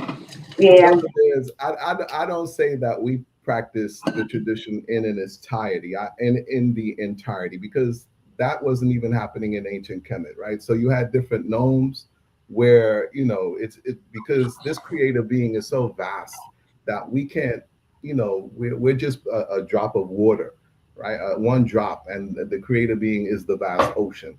So I'm not saying that we practice the entire aspect of ancient Kemet, no, but we do still have traditional African spiritual practices within our practice. So I wouldn't say no, but I also wouldn't say it's dead, even though I said that the ancient Kemetu themselves are dead. I will rephrase that and say that I carry their DNA. It's just that sometimes when you start to get into the esoterics and stuff like that, I tend to stay away from it because it's more challenging to find the empirical evidence to show what is esoteric. You know what I mean? So when I debate, I try to stick to the facts and the evidence, but I won't say that it's dead. I would say that aspects of it still live on today through the traditional African spiritual tradition. So would you like to debate whether the ancient the Cometians, they believed in their deities to be real and literal or not? Is that a topic you'd be interested in? I can't do that because I can't speak for them and I don't know. Like I said, I won't do a debate where I can't find, even if it's in a text that it's literal, or if it's in a text that is not literal, I can't speak for all of them. Because remember, you had even in ancient Kemet, it was a hierarchy, right? So the society was hierarchical. You had the initiates, the high level initiates that knew way more than, say, an artisan or a farmer. So I can't say that this is what all of them knew, or this is what all of them did. I can't. So what do you believe in their thought process of what happens to a human being after he dies? Okay. What's your belief on that? That's a different understanding, right? So again, I can't speak for them. What I can say is that this weighing of the heart is, for me, it's a moment by moment ritual, where moment by moment, as I live right now, my heart is being weighed, because the goal is for my heart to be as light as a feather. and sin weighs down our heart, right? Sin, just as it says in the Bible, sin is when you know what to do and you do it not. To them that is sin. And when we do the wrong things, our heart becomes heavy, right? So my goal, a moment by moment, minute by minute, second by second, is to have a heart that's light.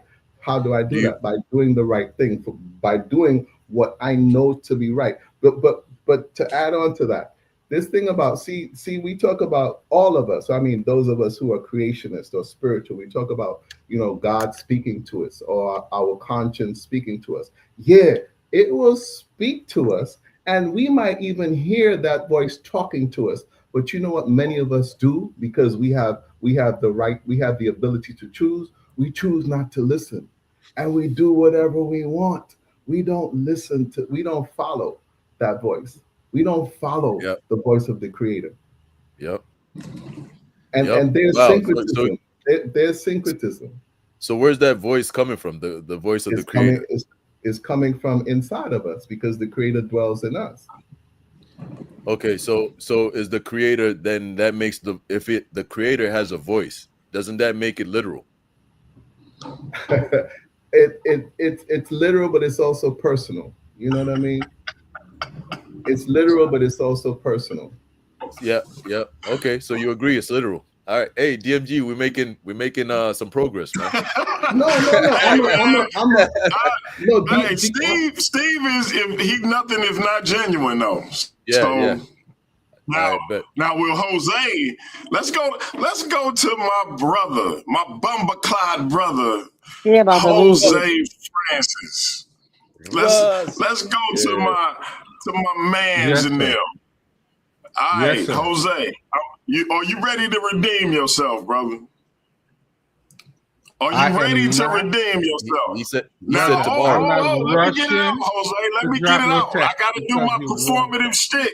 I got to do my performative sir. stick, Jose. Let me get it out. I feel you.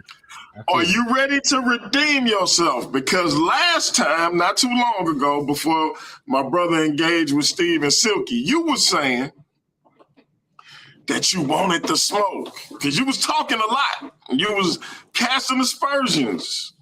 And you said, I'm doing a show tomorrow. And I see you got it scheduled already. Salute for bringing content to the platform. But you said you're doing a show tomorrow.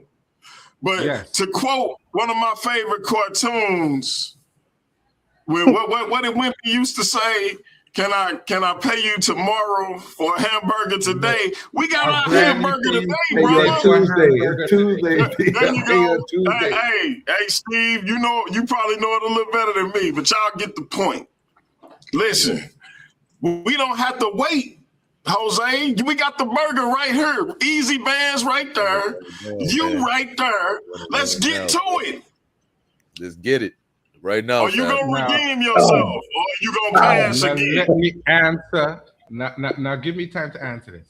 I've learned rushing into discussions and arguments is not a good strategy nor tactic, and I'm not doing it. Come on, brother. So you're gonna have to wait Tuesday because I didn't eat no hamburger today. You didn't feed me. You was up here.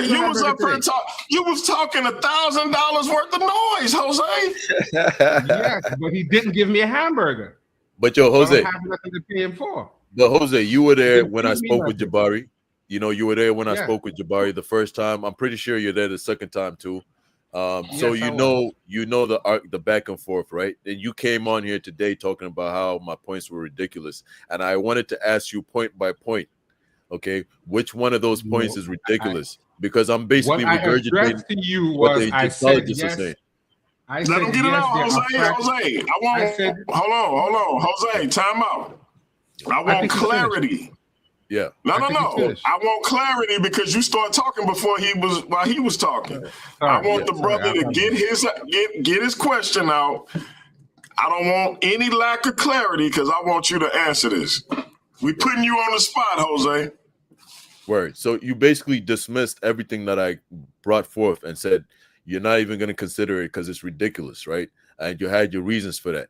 Now, what I'm telling you is that I'm only regurgitating what the Egyptologists say after studying ancient Egypt, right? You find sentiments like this in the Encyclopedia Britannica, etc. So which point, we can go point for point, which point do you call ridiculous so that we just have it here on record and so that we have clarity? So I asked you, with the temple libraries that have been destroyed that contained a lot of spiritual doctrine or scriptures, do you agree with the sentiment that those temple libraries have been destroyed, or do you think that information has you have it? Let me repeat myself again. I'm not addressing. I didn't address that point about any temple libraries. What I said was, yes, they are incomplete and fragmentary texts, and they use other more complete texts Okay, but to specifically, reconstruct those texts. but And they specifically, also, hold on. And if you knew anything about Kemet, you would know that some of the world's first complete texts. yeah, I'm not disagreeing with none of that. What I'm talking about specifically was a complete text. Jose, don't do this, man. Don't do this, Jose. Don't do this, and bro. we know that. Let's It go wasn't point for Jose, point. don't do He this, found it man. complete, and he cut it up and glued it onto boards and ruined it. It was a very Jose, well preserved. you It was a very going well preserved text. Jose, you running away from what the brother asking you, man. No, I'm not. Hey, Easy I answered Bandz, his repeat question that. 5 times. Let me repeat it. I answered him 5 You times. did, Jose. Let me repeat it. Jose. I would say it again. He gonna repeat it. I'm not addressing. Jose, chill out. Jose, I had to mute you, bro. Hold on. I want the brother to get his question out, and I need you to answer it. Cause I don't know what you're doing right now. Unmute your mic. The brother gonna ask the question, man. Come on, Jose, don't do this, man. Don't do this. Jose, you represent Paradigm Shift TV 314, Jose. And I'm doing a pretty good job compared to other people on the platform. All right, Jose. Come on, man. So this is what I'm asking. Hold on. And that's not a shot at Easy Bang. All right, cool. Everybody know you shooting that cap, Jose. Everybody know you shooting that cap. Come on. All right, brother Jose. Brother Jose. So take this in, man. So listen, yes, brother, go ahead. what I'm asking you is, you made a claim. So I made several claims, and I gave my reasons for why I think the ancient Kemetic religion is dead, basically. And one of the reasons why I had several points is that the temple, basically the temple libraries that contained a lot of scripture and so on and so forth are permanently destroyed, and the scriptures are lost, right? The scriptures are permanently destroyed and lost. Okay. Is that a point that you agree? This is according to the Egyptologists. Now, you said everything that I was saying was ridiculous. Do you say that it's ridiculous for me to make that point, or is that point true? I'm saying just a yes or no. No, it's not a yes or no question. It's not going to make me say yes or no. No, it's simply about the temple library. Hold on. Let me answer the question. Jose. No. Let me answer. Yes let me answer. No, of course not. Of course not. Because guess what? When the so-called temple is the library, what you going to tell me then? When the coffin is the library, what are you going to say about that? All right, so hold on. What are you going to say about that then? Jose, hold on. Jose, listen. You don't have to do this, bro. You don't have to do this, Jose. The temple is the library. And he knows that. Hey, Jose, I'm sorry. I've been too hard on you, brother. I've been too hard on you. No, the temple is the library. You don't have to do this, man. I want him to show me. No, I want him to show me when the temple is the library. What is he going to say there? So hold on, Jose. Are you saying that? He's going to tell me that. Do me a favor, Jose. Mute out, and do me a favor. Easy Bandz. Can you ask that question again? Because I don't know if he. Yeah. I want to make Jose. This ain't hard, bro. Represent. Oh, Jose. So look, according to the Egyptologists, right? The scriptures that were contained within the temple libraries that would basically describe how the systems worked and everything, the priesthood, all the performances, when they would have certain events, et cetera, all the rhetoric that you would find, say, for instance, in the Vatican today, or any church library, right? So, yeah, you might say that, there might be some writings on the walls and stuff like that, but they actually contain scriptures. All right. Now, what the Egyptologists are saying is that those scriptures that were contained in these libraries have been destroyed permanently, and they're not recoverable at this point. Okay. Now, this is a fact from Egyptology. I'm simply asking you, is that because you said that everything I was saying was ridiculous? Is that something you want to take back and concede to say that, the temple libraries, what the temple libraries contained has been permanently lost? Or are you going to stand by your claim to say that what I'm saying is ridiculous and you guys still have the scriptures? No, it's a simple question, bro. And that's what I'm going to keep saying. Isn't no yes or no for me. It's an irrelevant Egyptological idea, because all of the spiritual texts that we know of say the exact same thing. There's no deviation. Jose, let me ask you this. Jose, we got it. We got it, Jose. Let me ask you this. So, is the field of Egyptology, is that illegitimate then? Is that an illegitimate field? Thank you. To a certain extent, yes. Because they talk a lot of shit. Okay. Hey, we gonna go. Jose, we gonna come back to you. We gonna go to Silky. Silky, what you got for Easy Bandz? Oh man, he's still finessing them boys. It's crazy though, because they tripping, falling on their own sword. So Jose, man, you're not allowed to question nobody from here on out, bro, or anything academics, man. From what I heard here tonight, even yourself have admitted that you're not allowed. You don't need to question nobody, man. You work in Easy Bandz. Unless you're gonna stand on what you're saying. Now, if you're gonna stand on what you're saying, then bro, let's simply talk. Yeah, you can't, Jose. You're making a bunch of arguments and statements that man never even made in the first place, and then you're giving out evidence in your favor, and then directly behind that, you're going to opposition, debunking yourself with information. So you're literally standing on: are there some fragments, and are there some complete scriptures? We have both. But it's all in the field of the framework of Egyptology. So that's a pointless argument that you're even trying to make. Like, and it is like, what scripture exactly are you even speaking of? You got the Rosetta Stone. That's in multiple languages. You got plenty of like points in academic institutions and literature that you can get this information from. But yeah, man, it's a little blasphemy, man. A whole lot of blasphemy. Yep. And let that carry on.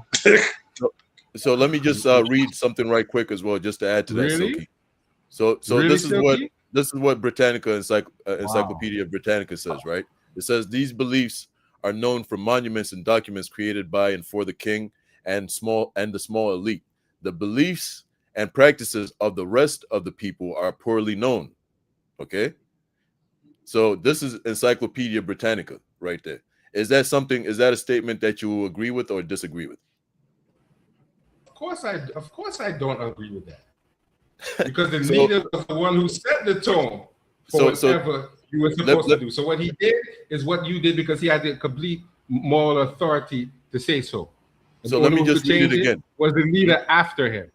Let me just read it again so that you catch it. Exactly. No, don't read it. My literacy skills are not in question. He said don't read the scholarship. What the king did is what everyone did. So there is no question. What? Brother, so hold on. Hold on, brother. Are you saying that everybody, you see, you don't know anything about Egyptology?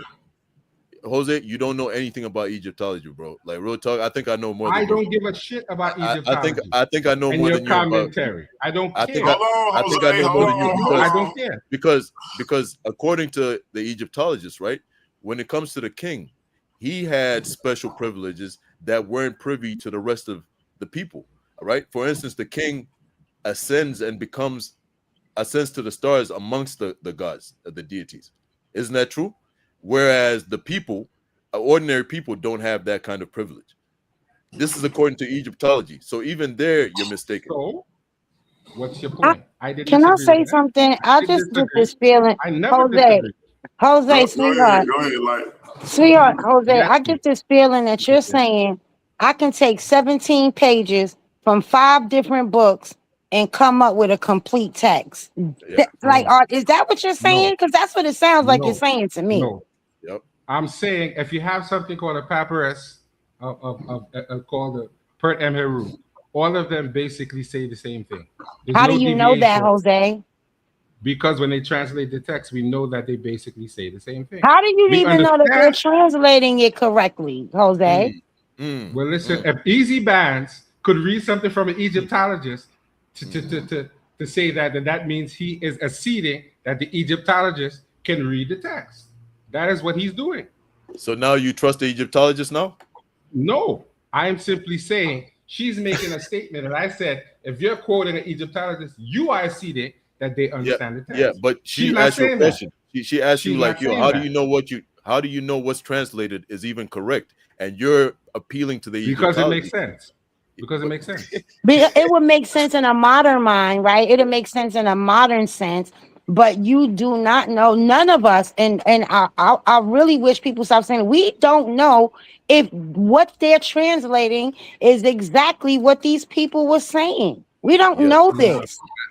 And I'm gonna tell you this: Egyptians, real Egyptians, not the Arabs that you see over there today, they tell you unless you are initiated and you are family bloodline, you cannot speak these languages.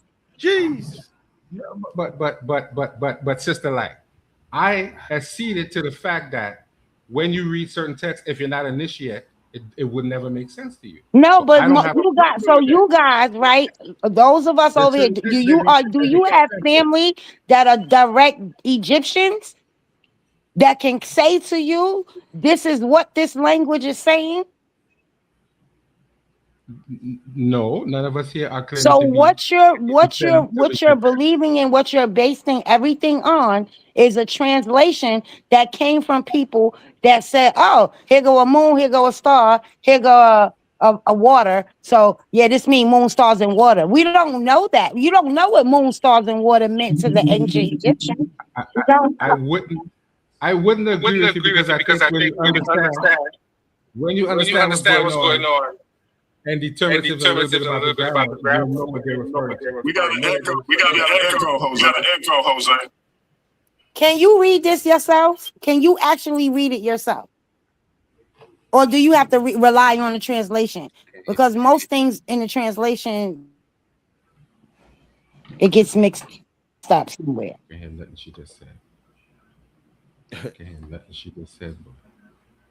Sound just went out on me, boy. Can you hear us, Jose? Jose, we can hear you, man. I hear you now. What did she ask me? Can you repeat yourself, sister? I don't think he heard you. I'm asking you, can you read this stuff yourself? Or do you have to rely on a translation? I could read some, but I wouldn't consider myself. How? Who taught you? Myself. Who taught you to read it? Myself. Okay, so now if you're not connected to some ancient bloodline of Egyptians, then how can you read it yourself? Because it has been deciphered so we can understand what the glyphs mean. We have Deciphered by who? By whoever deciphered it. No, you should know. Hold on, Steve. I mean, I'm sorry, Steve. I didn't mean to say Steve. Come on, Jose. Who was it deciphered by? Because we know who was given credit for initially deciphering it. Who? I'm asking you. No, we understand that Europeans were the ones who initially deciphered it and all of that. And now what Europeans specifically, Jose? Jose, do you know? They give credit. They give credit to people like his name is? Yes, they give credit to people like Jean-Francois Champollion and his brother. Okay. They think these are the individuals. So let me ask you, Jose, do they give them credit or did they actually do it? Well, he gets credit for it. I wasn't there to know if he did it, but academics say so. So academics say so. Wait a minute. I believe what they say. Time out. Academics say so. So I believe what they say. I know you say yes. I know. So then you trust Egyptologists. You trust Egyptology then? No. No, you do. No, because I read text and disagree with things that they say all the time. But you read. I did it on this platform. You just admitted that. Accused of lying. But you just admitted that you depend on, brother. You just admitted that you read the Medu and that you depend on the writings of Egyptologists, brother. So I didn't say no. I never said that, bro. You said that. So I disagree with Egyptologists all the time. No, you literally just said, Steve. Come on, I mean, Jose, follow me. Follow me. Hold on, follow me. You literally just said you can read it because it's been translated by who? The word that I use. It had to be deciphered then translated, but that's not what I said. I said that these are the individuals. By who? I said Champollion deciphered it. I didn't say I could read it. What was he? Deciphered it. That's not what I said. Was he? So how can you read it yourself, Jose? When they say Jose, that's not the question. Jose, answer Easy Band's question. Easy Band said, "What was Francois Champollion? What was he? What was he? His profession? Ethnically, what was he?" Just say it, bro. Come on. He was a dude. He was a dude. He was a dude. I think he was. I think they said, Steve, man. We gotta go to Steve. I think they said. We gotta go to Steve. We gotta go to Steve, man. Hey, Jose, I'm gonna tell you right now. And there was no such thing as Egyptology at the time. You better leave Steve alone, bro. Jose, you better leave Steve alone. Go. I didn't say I want to debate Steve. I'm not debating. What you got for Easy Band, Steve? What I would say is that even if all of the texts were there and we were able to decipher it, so on and so forth, we still wouldn't know absolutely. I mean, we wouldn't know exactly what was going on back then.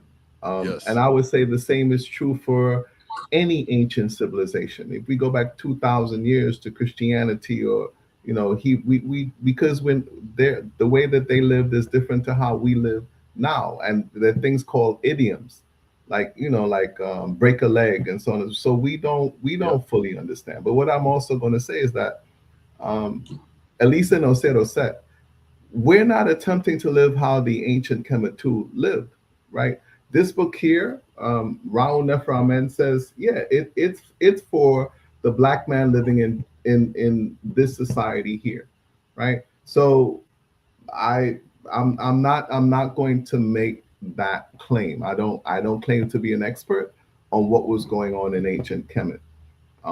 And the other thing about it as well is that when we're talking about a spiritual society, when we're talking about, as you were saying, Easy Bandz, as an African, and maybe you partook, or you were part of some of those rituals, and with the drumming and the dancing and the so on and so forth, and going into trance, and the rituals is something that's rather alien to how we live today.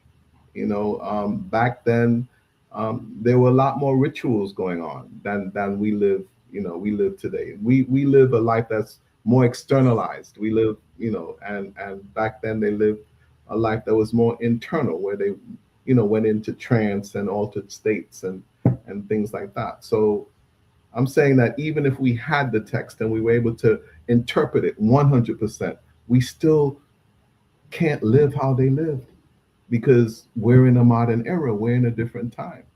We do carry their DNA. I'm a Black African. I carry their DNA, right? I have soul, just as all of us have soul, but we're still not living in that time.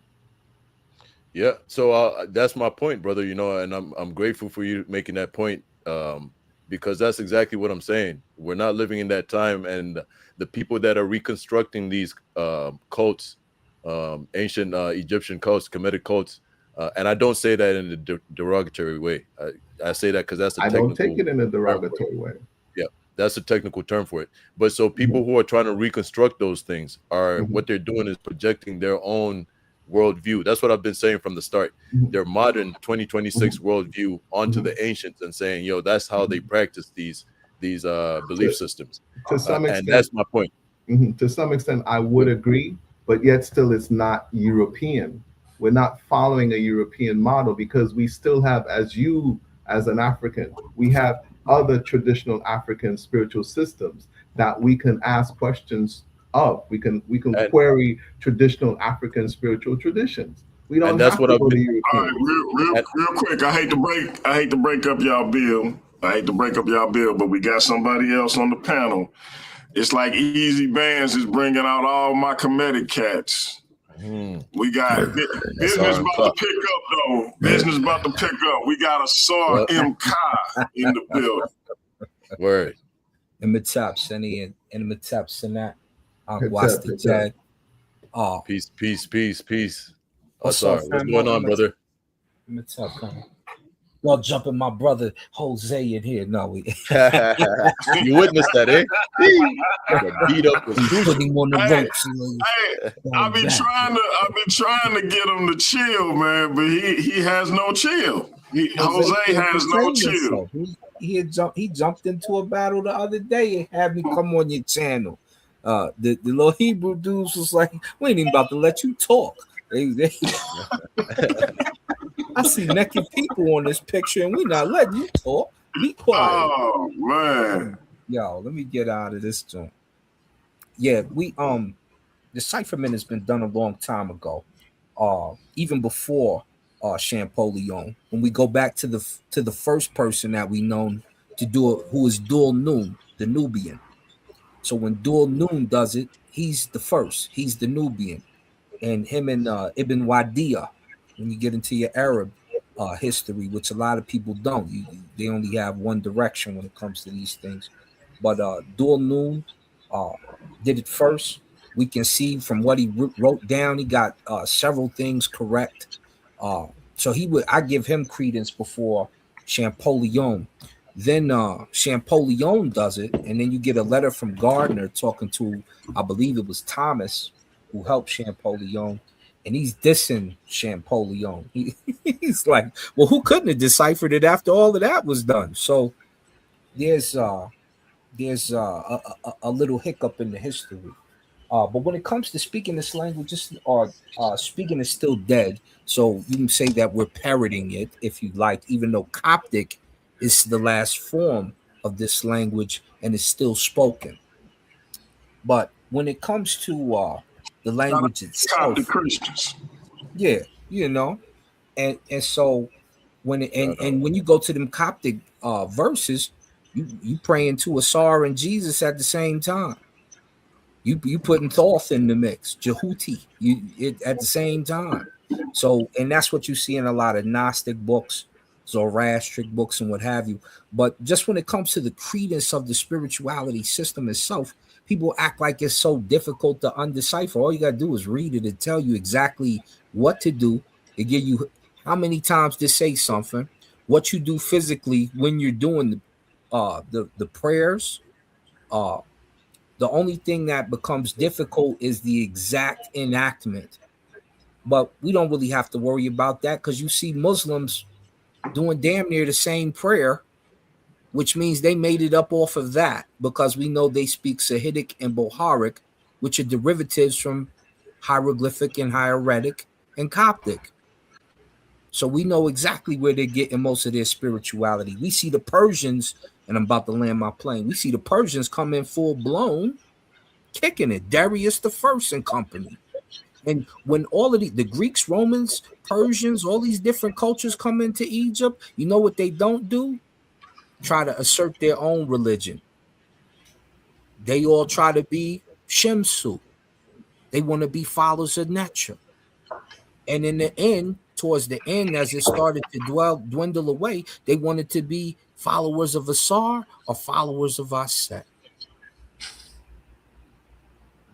It ain't that difficult. We still in the mix. When we put it together, we put it together. As simple as that. Easy Bandz, you got a response to Asar M. Ka.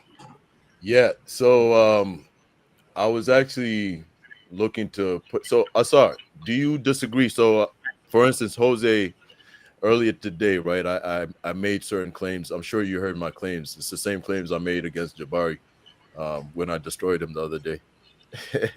but but yeah, so it's the same claims. Hey, and hold that thought, Easy Bandz. Hey, Light, I got to step.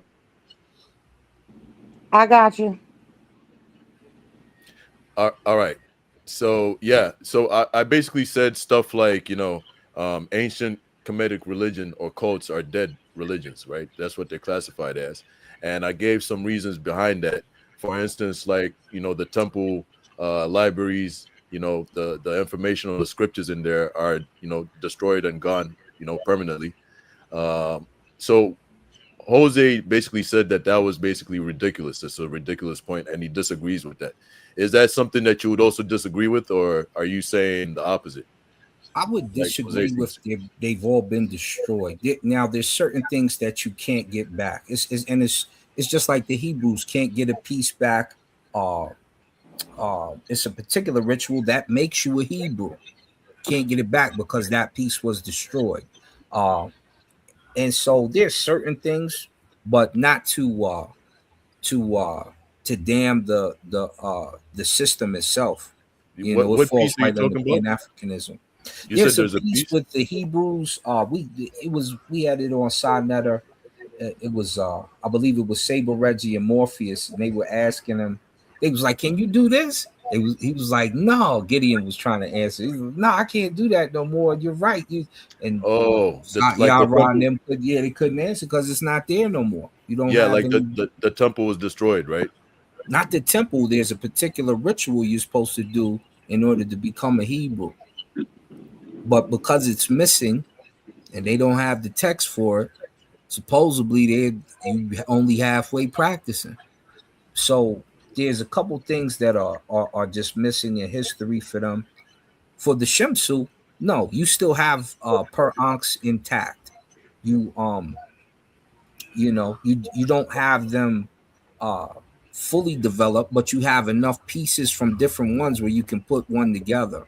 In fact, it looks similar to a church when you look at the makeup of them. They even have the pulpit part where you open up and there's water for you to get baptized. So you remember the water brother, rituals in Christianity come from us. So the question was specifically. Let's just stick point to point. Right? I mean, point for point. The question was about specifically the information or the scriptures that you would find in the temple libraries, and that, according to Egyptologists, you know, is dead and gone. You know, which Egyptologist said it? I'm not sure exactly which Egyptologist, but that's the consensus of Egyptology. I could probably search up and find an Egyptologist that said that if you like. Yeah, not according to Bob Breyer, not according to Gunther Dacker. Okay, so can you quote them? Yeah, absolutely. Okay. Bob Breyer, I could play his video. And specifically on temple libraries, like I said, you're saying that they still have that information. The temple libraries? Yes. So did you read E.A. Wallace Bud's book, The Librarian? Brother, just answer the question. I'm asking you right now with the question. I asked you a question. Okay, so I'm gonna counter and say there's a book called The Librarian. Hold on, let me get my USB port. I'm gonna pull it up on the screen. Okay, please do. Pull it up on the screen, and it tells you all the functions of the librarian. What would you say to that? I would say that still doesn't answer the question. How would it not? No, you're saying you're going to pull up. Hold on, you're going to pull up a book called The Librarian, and then you're saying and that it's talking about the ancient libraries you talking about was destroyed. Yeah, it's talking about the ancient libraries that were destroyed. But what I'm saying is that the ancient libraries were destroyed, and the rhetoric or the scriptures within those libraries has been lost forever. But you didn't hear what he just said, Easy Bandz? He disagreed with you. So Jose, let these brothers do what they doing. Because we couldn't get you to talk a few minutes ago. Come on now. Exactly. But he's not listening, like. And he is listening. He's asking. Listen. I think everybody's following. The brother's asking him, is the literature that was in the libraries at one point, are they still here? The brother responded saying that somebody wrote a book about the libraries, so they'll get around to what is the premise of the question. Exactly. Jose, don't do that. Exactly. So to clarify for my brother, I'm not saying that there weren't books written about those libraries. What I'm saying is the actual scriptures that would be found in those libraries, those scriptures are gone forever, and they haven't been recovered. Now, if there's somebody wrote a book about those libraries, that's different. Those are two different subjects, bro. Well, you're not gonna get all of the books of Jehuti, but understand we have some of the books of Jehuti, right? So basically, you're saying that. What are you saying, basically? So we got some of those books that the library works have been preserved. Huh? You're saying that the temple libraries were not destroyed, and that most of that information has not been lost. Some of the libraries were destroyed, like the Alexandrian and what have you, but that doesn't mean all of the information and text have been lost. And then we have some of the books from those libraries. It's not all gone. So, for instance, what information do you have from those libraries? Because you're saying it's not all gone, but the Egyptologists are saying that, basically the temple libraries were destroyed, and most of that information is unrecoverable. So when you say you have some, are you talking about, they found one book out of maybe thousands of books that was supposed to be in the library? They got like several books. Like when you go several books, like what? Like when you go through, Jehuti has 36 books, right? Most of his books are really short, right? So they're not long. So one of the books is on the circumferences of orbits. So when he's talking about the science of things in the sky, I have one of those books. I have like about 4 of those books. And one of the books I have, because it's a small text. So he talks about the rising and setting of Heru. As a matter of fact, hold up. He's about to make me pull these books out, baby. Hold on, let me see if it's on this one here. You guys can talk. I'm about to pull some stuff up right quick. You can share your screen, you know, sir. Yeah, I gotta pull the book up first. You gotta do it for him, DMG. Jose, because I can't. I'm not by my laptop, so I can't do it. I know, like that's why I'm telling that's why I'm letting know anyone who wants to share can definitely share. So Easy Bandz, I'm glad that you're open to learning, because you did say you weren't well versed on it. And this brother's about to give you some information and some knowledge of things that you can go look up. Yes, ma'am. So let's get it, man. Right, and that was the thing. I think that was the thing, Jose. The brother was just saying he's not well versed on it. So when he asks questions, because you are such an expert in to however much you're an expert, you should be able to answer the brother's questions and guide him and give him some knowledge, like this brother came up here and is doing. Oh, but I am not one who likes to just rush into something. I like to prepare something, so at least it looks good and it makes sense. But Steve, I keep calling you Steve, but Jose, brother, you came up here to rebuttal this brother and what he was saying. You should be able to answer the questions that he's asking. It's not I can't answer the question. I didn't prepare a presentation, so I'm not gonna just answer a question and pull up one thing. I want to put together a presentation to answer what he said. So once I have done that, he can put together a presentation and answer what I said. But Steve, but Jose, you can't come up here and argue with the brother, right? You can't come up here and argue with the brother and say what he's saying is wrong, and you're not prepared to answer. This brother came up here and is prepared to answer. Even if you say, hey, listen, I'm going to give you a short answer, but I'm going to do a presentation. I would like for you to join me when I do the presentation. That's fine too. But you can't just come up here all the time and just be like, no, you're wrong, you're wrong, you're wrong. And then when people present information, you can't even expound on it. Like, I could put up a primary text now and read from the text and show him what the text said. I could do that right now. I could definitely do that, but I simply choose not to. I could do that right now. I could put up a primary text right now and challenge him to say, tell me what that text is saying and if it's wrong, or how do you interpret. I could do that now, but I'm choosing. But that's not that wasn't the premise. Yeah. The brother. What I got from him is he's also seeking knowledge. He's saying, listen, this is what I know about it, the basics, but he's also seeking knowledge. You didn't hear him go arguing with the brother that just came up. I know, but here's the point I'm making. I could pull up a text and read it now. I simply choose not to do that. Yeah, but this is not the thing. That's I'm not debating whether you can pull out a text and read it now or not. What I was doing was making points to my position that ancient Kemetic religion or cults are dead.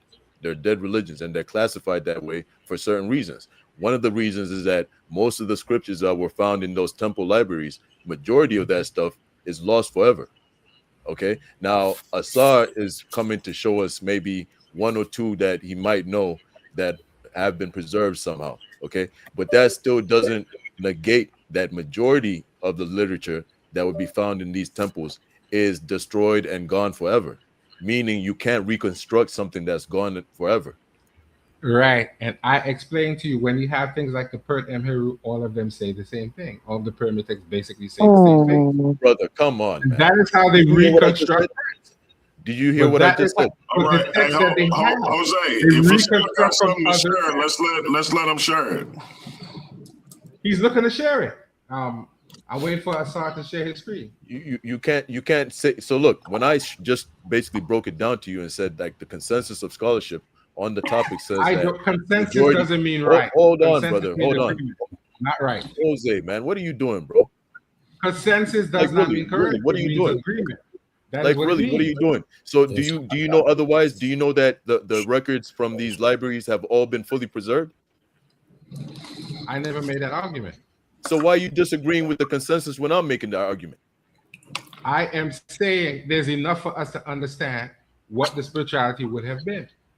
Brother, look, let me just read there's a continuity because there's a continuity in the text that they have found. Let me, if brother DMG, can I just present this right quick, brother DMG, if you don't mind? Did Asar already share his screen?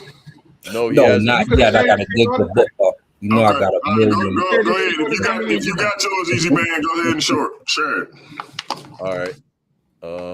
Just a second. Let's see. Share this. Can you guys see it? Give me one second. Yep, I got it. So, this is from, as you can see, Encyclopedia Britannica, which is a reliable academic source. It says, in other respects, ancient Egypt has been recovered archaeologically. Excavation and the recording of buildings have produced a great range of material, from large monuments to small objects and texts on perishable papyrus. Egyptian monuments are almost unique in the amount of inscriptions they bear. Vast numbers of texts and representations with religious content are preserved, especially from the later 2nd and 1st millennia BCE. Much of this material is religious or has religious implications. This dominance may be misleading, partly because many monuments were in the desert, where they are well preserved, and partly because the lavishing of great resources on religious monuments for the king and the gods need not mean that people's lives were dominated by religion. So let's keep going. In addition to favoring large monuments and the elite, the archaeological record has other important biases. The formal cults of major deities and the realm of the dead are far better known than everyday religious activities. You're hearing that? So it's saying the formal cults of major deities and the realm of the dead are far better known than everyday religious activities. And this is what I'm talking about. The religious activities that you would find in these temple libraries, etc. Particularly those occurring in towns and villages, very few of which have been excavated. The absence of material deriving from the religious practice of most people in itself constitutes evidence suggesting both the inequality of society and the possibility confirmed by other strands of evidence that many people's religious life did not focus on official cult places and major temples. So they're even saying that the majority of the people, their religious activities did not depend on what you find in these pyramid texts and other That's texts. not what that said right there. But all right. Let me read it again. Yeah. Let me read it again. The absence of material deriving from the religious practice of most people in itself constitutes evidence suggesting both the inequality of society and the possibility confirmed by other strands of evidence that many people's religious life did not focus on official cult places and major temples. Yeah, that's the inequality of society, meaning they have like a caste system and they didn't have the cult system of most temples. That means a lot of people were free spirits. What to do with the lack of evidence? It literally just said that. It literally just said that. It literally just said the absence of material deriving from the religious practice of most people in itself constitutes. So they're saying there's an absence of material deriving from the religious practice of most people. So it's saying that most people practice religion, but they didn't necessarily hold to that of what you find in the major temples and the official cult places, like the ones that you guys are basically talking about. You do know what that's called, right? So hold on. That's so it's called scholarly conjecture. So hold on. No, it's talking about there's conjecture. evidence that suggests, and this is what it says about everything, right? In That's ancient not what Kemet. It takes, bro, archaeology works that way. You find evidence and you make conjecture. Jose, if you know about archaeology, if you know about conjecture, Jose, I heard you. Hold on. Jose, I heard you. You said it's conjecture, right? So when do we consider something, Jose, this is just a question. When do we consider some scholarly conjecture and scholarly consensus that we should follow? Because you still do go off scholarship, right? Yeah. So what determines what's conjecture and what's what we should actually listen to? It's all what determines conjecture is when you're reading something about retainer sacrifice and they make all kinds of comments and never show you a primary text to state or suggest that people were murdered to follow the king. Is the second You see, They he's have asking nothing primary to even suggest that's Thank concrete. And scholarly So, consensus simply means people of a certain level get together and agree that this is what we're gonna go with as scholars. That doesn't So mean it don't. So it don't mean nothing. No, I'm saying it doesn't make them right. It doesn't make them wrong.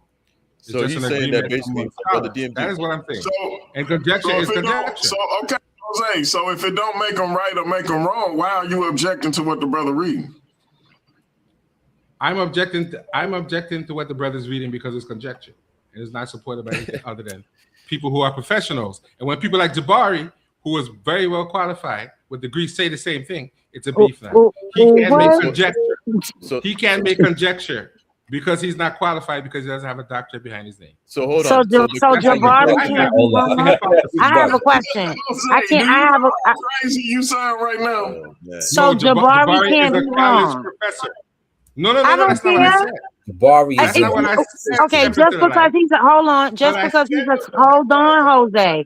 Just because he's a college professor, you're saying he can't be wrong, but other college professors could be wrong. No, that's not what I said. That's exactly what you're saying. No, that's not what I said. Explain, Jose. Explain.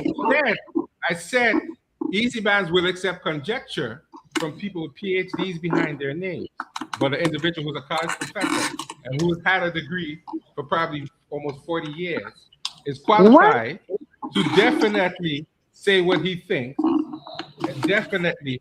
So he got his degree when he was like 10 or something? Right. Okay. My math might be Jose, slightly you off. bugging right now. Yeah. But now, okay, so wait a minute. So archaeologists, hold on. I got a question. So archaeologists, people who have been at these sites, dug up this stuff, studied it, they could be wrong, but Jabari, because he's had a degree probably for like 15 years, has to be right. No, much longer than that. No. That's not what I'm saying. I'm saying if you're giving them, hold on, Jose. Just to clarify, you say Jabari had his degree for 40 years, right? He got to use 18, he's 50 something now, so my math might be a little Okay. My math could be a little off. All right. My math could be a little off, DMG. All right. So let me just finish this. No, but hold on. Let me clarify. I gotta I'm go saying, outside and get the book. if you're allowing these individuals to conjecture and add onto something that's not there, and an individual who's had a degree. Jose, what is Jabari degree in? What is Jabari degree in? Africana Studies and Human Services. So that's not Egyptology, bro. I don't give a damn. It's Black Studies. What? Man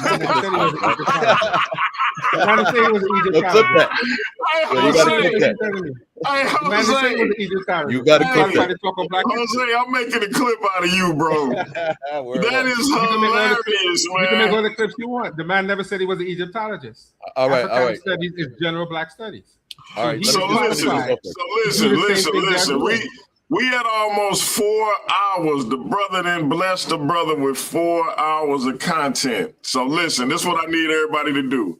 I'm going to start with my man, Steve, the Kemet Infomonger. Close out. Steve, make another challenge. Try to keep it under a minute.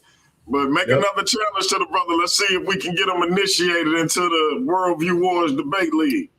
Hey, brother DMG, can I just finish this off right quick before he goes? All right. Go ahead. All right. So this is the same text I was reading earlier, right? So it says many official works of art presented standard conceptions of the divine world and of the king's role in this world and in caring for the gods. Much religious evidence is at the same time artistic, and the production of works of art was a vital prestige concern of the king and elite. Religious activities and rituals are less well known than this formalized artistic presentation of religious concepts. The status of personal religion in the context of official cults is poorly understood. So you see what the field of Egyptology is saying, brother. Exactly what I'm saying. The religious activities and rituals are less well known than the formalized artistic presentations. So what you have on those temple walls and stuff like that, is the artistic representations and concepts, right? But then when it comes to the actual religious activities and the rituals that you would find in scriptures of how to perform these rituals, etc. Those are less known and poorly understood. Basically, a lot of them are actually gone forever. And here we go. And and so that's basically what Encyclopedia Britannica says about that. There's more stuff to go, but just for time's sake, this is evidence of what I'm saying. Basically, you said it was ridiculous. Hey, this for my brother. This for my brother Jose, and hopefully, all right, my brother don't take it personal, but this is for you, Jose. And again, you my man, so do not take this personal. But this is where you at tonight. You either die a hero or you live long enough to see yourself become the villain. Word up. Word up. Hey, possibly. Yes, I'm already the villain amongst other I see people. y'all see me, right? Just now, Yes, sir. Yes, sir. Just now, Christians are going to start me. Going to start calling me "He who shall not be named." That's going to be my new nickname in the Christian community. This is the Egyptian astronomical text. That's got a few of the books of Jehuti in here. They're very short.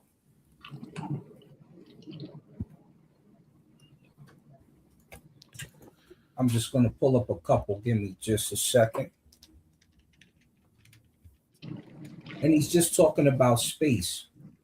Because remember, the pen of the scribe is the pen of Jehuti. But it's going to tell you that it's Jehuti's book. The upper border opposite figure is beginning from the book of Sky. The book of Sky is one of Jehuti's books. The distant region of the sky is in total darkness. But I want to hold up. Let me see.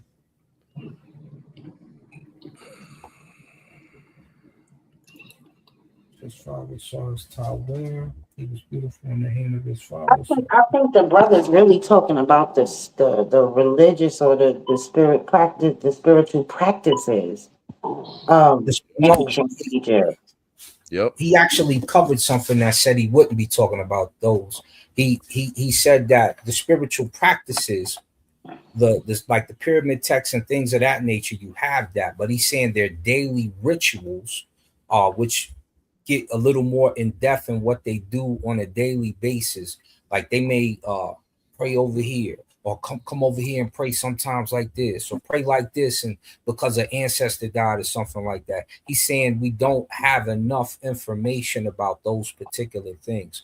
But to be honest, when you read through the text, it just sounds like they're in fear of a black planet, or in fear that it would come back up. Because when you go through the literature, you got people praying to all types of ancestors. You can see how they do it. You can see what they saying concerning it. They be like, and then they might cuss the ancestor out because one of their sons or children ain't doing right, and they were supposed to be the ones looking after them. So when they say stuff like that, that's when the conjecture would be true. So just before you get into that, brother, this book of Jehudi, you saying? This is one of the books of Jehuti, because your first claim was that they don't have any of the books. And I'm like, they still got some of the books of Jehuti and all that. Some of them are just real short. Some of them are a little elongated, but most of the books are short. So do me a favor. Yes, put that in the private chat for the brother to copy.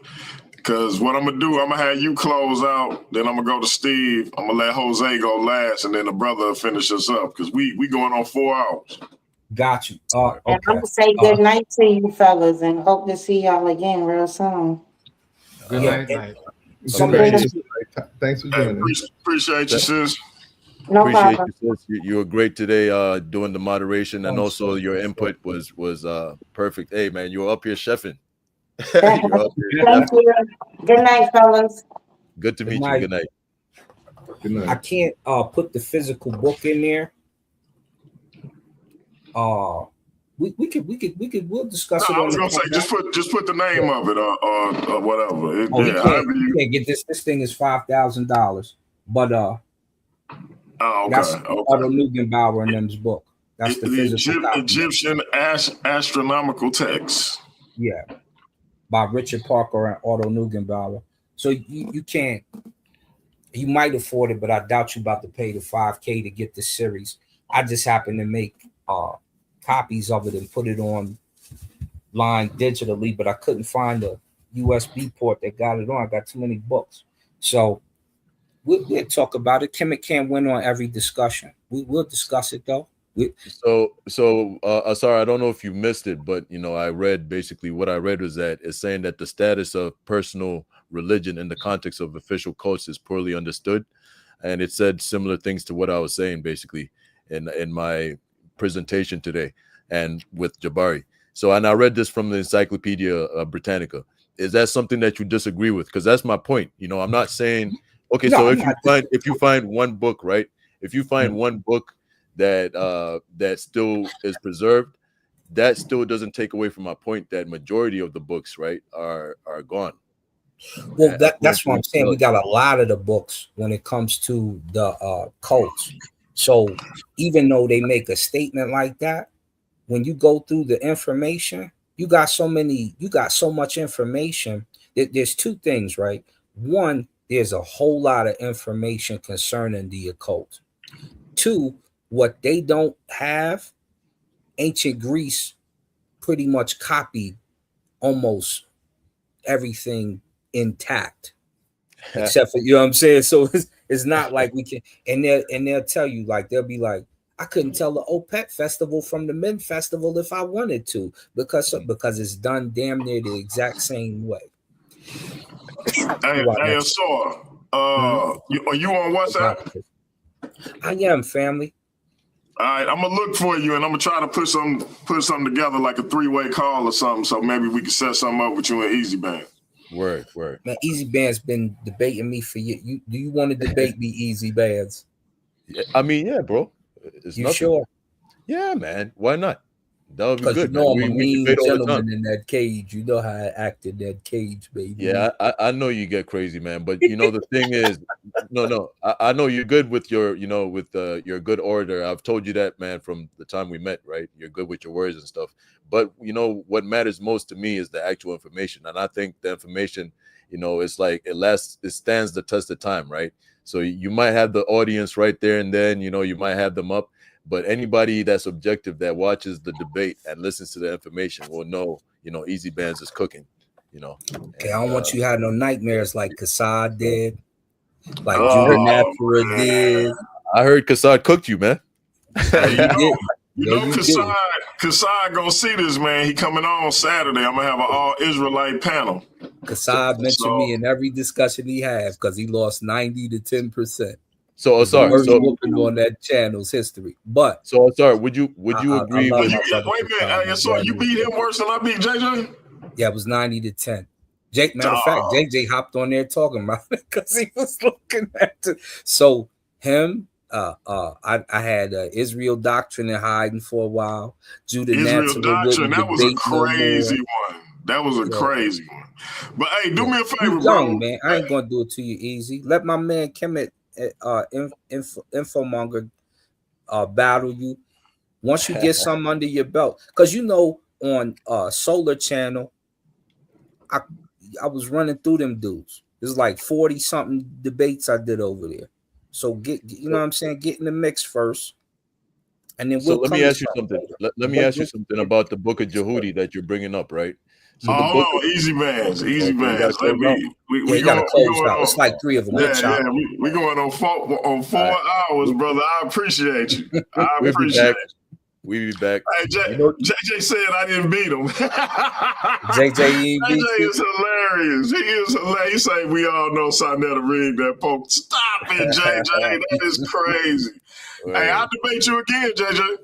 But look, let the people know what you got going on, so and hey, man, I gotta get one of them action figures from you from the superhero joint. So yes, sir. You're gonna get one on the house too.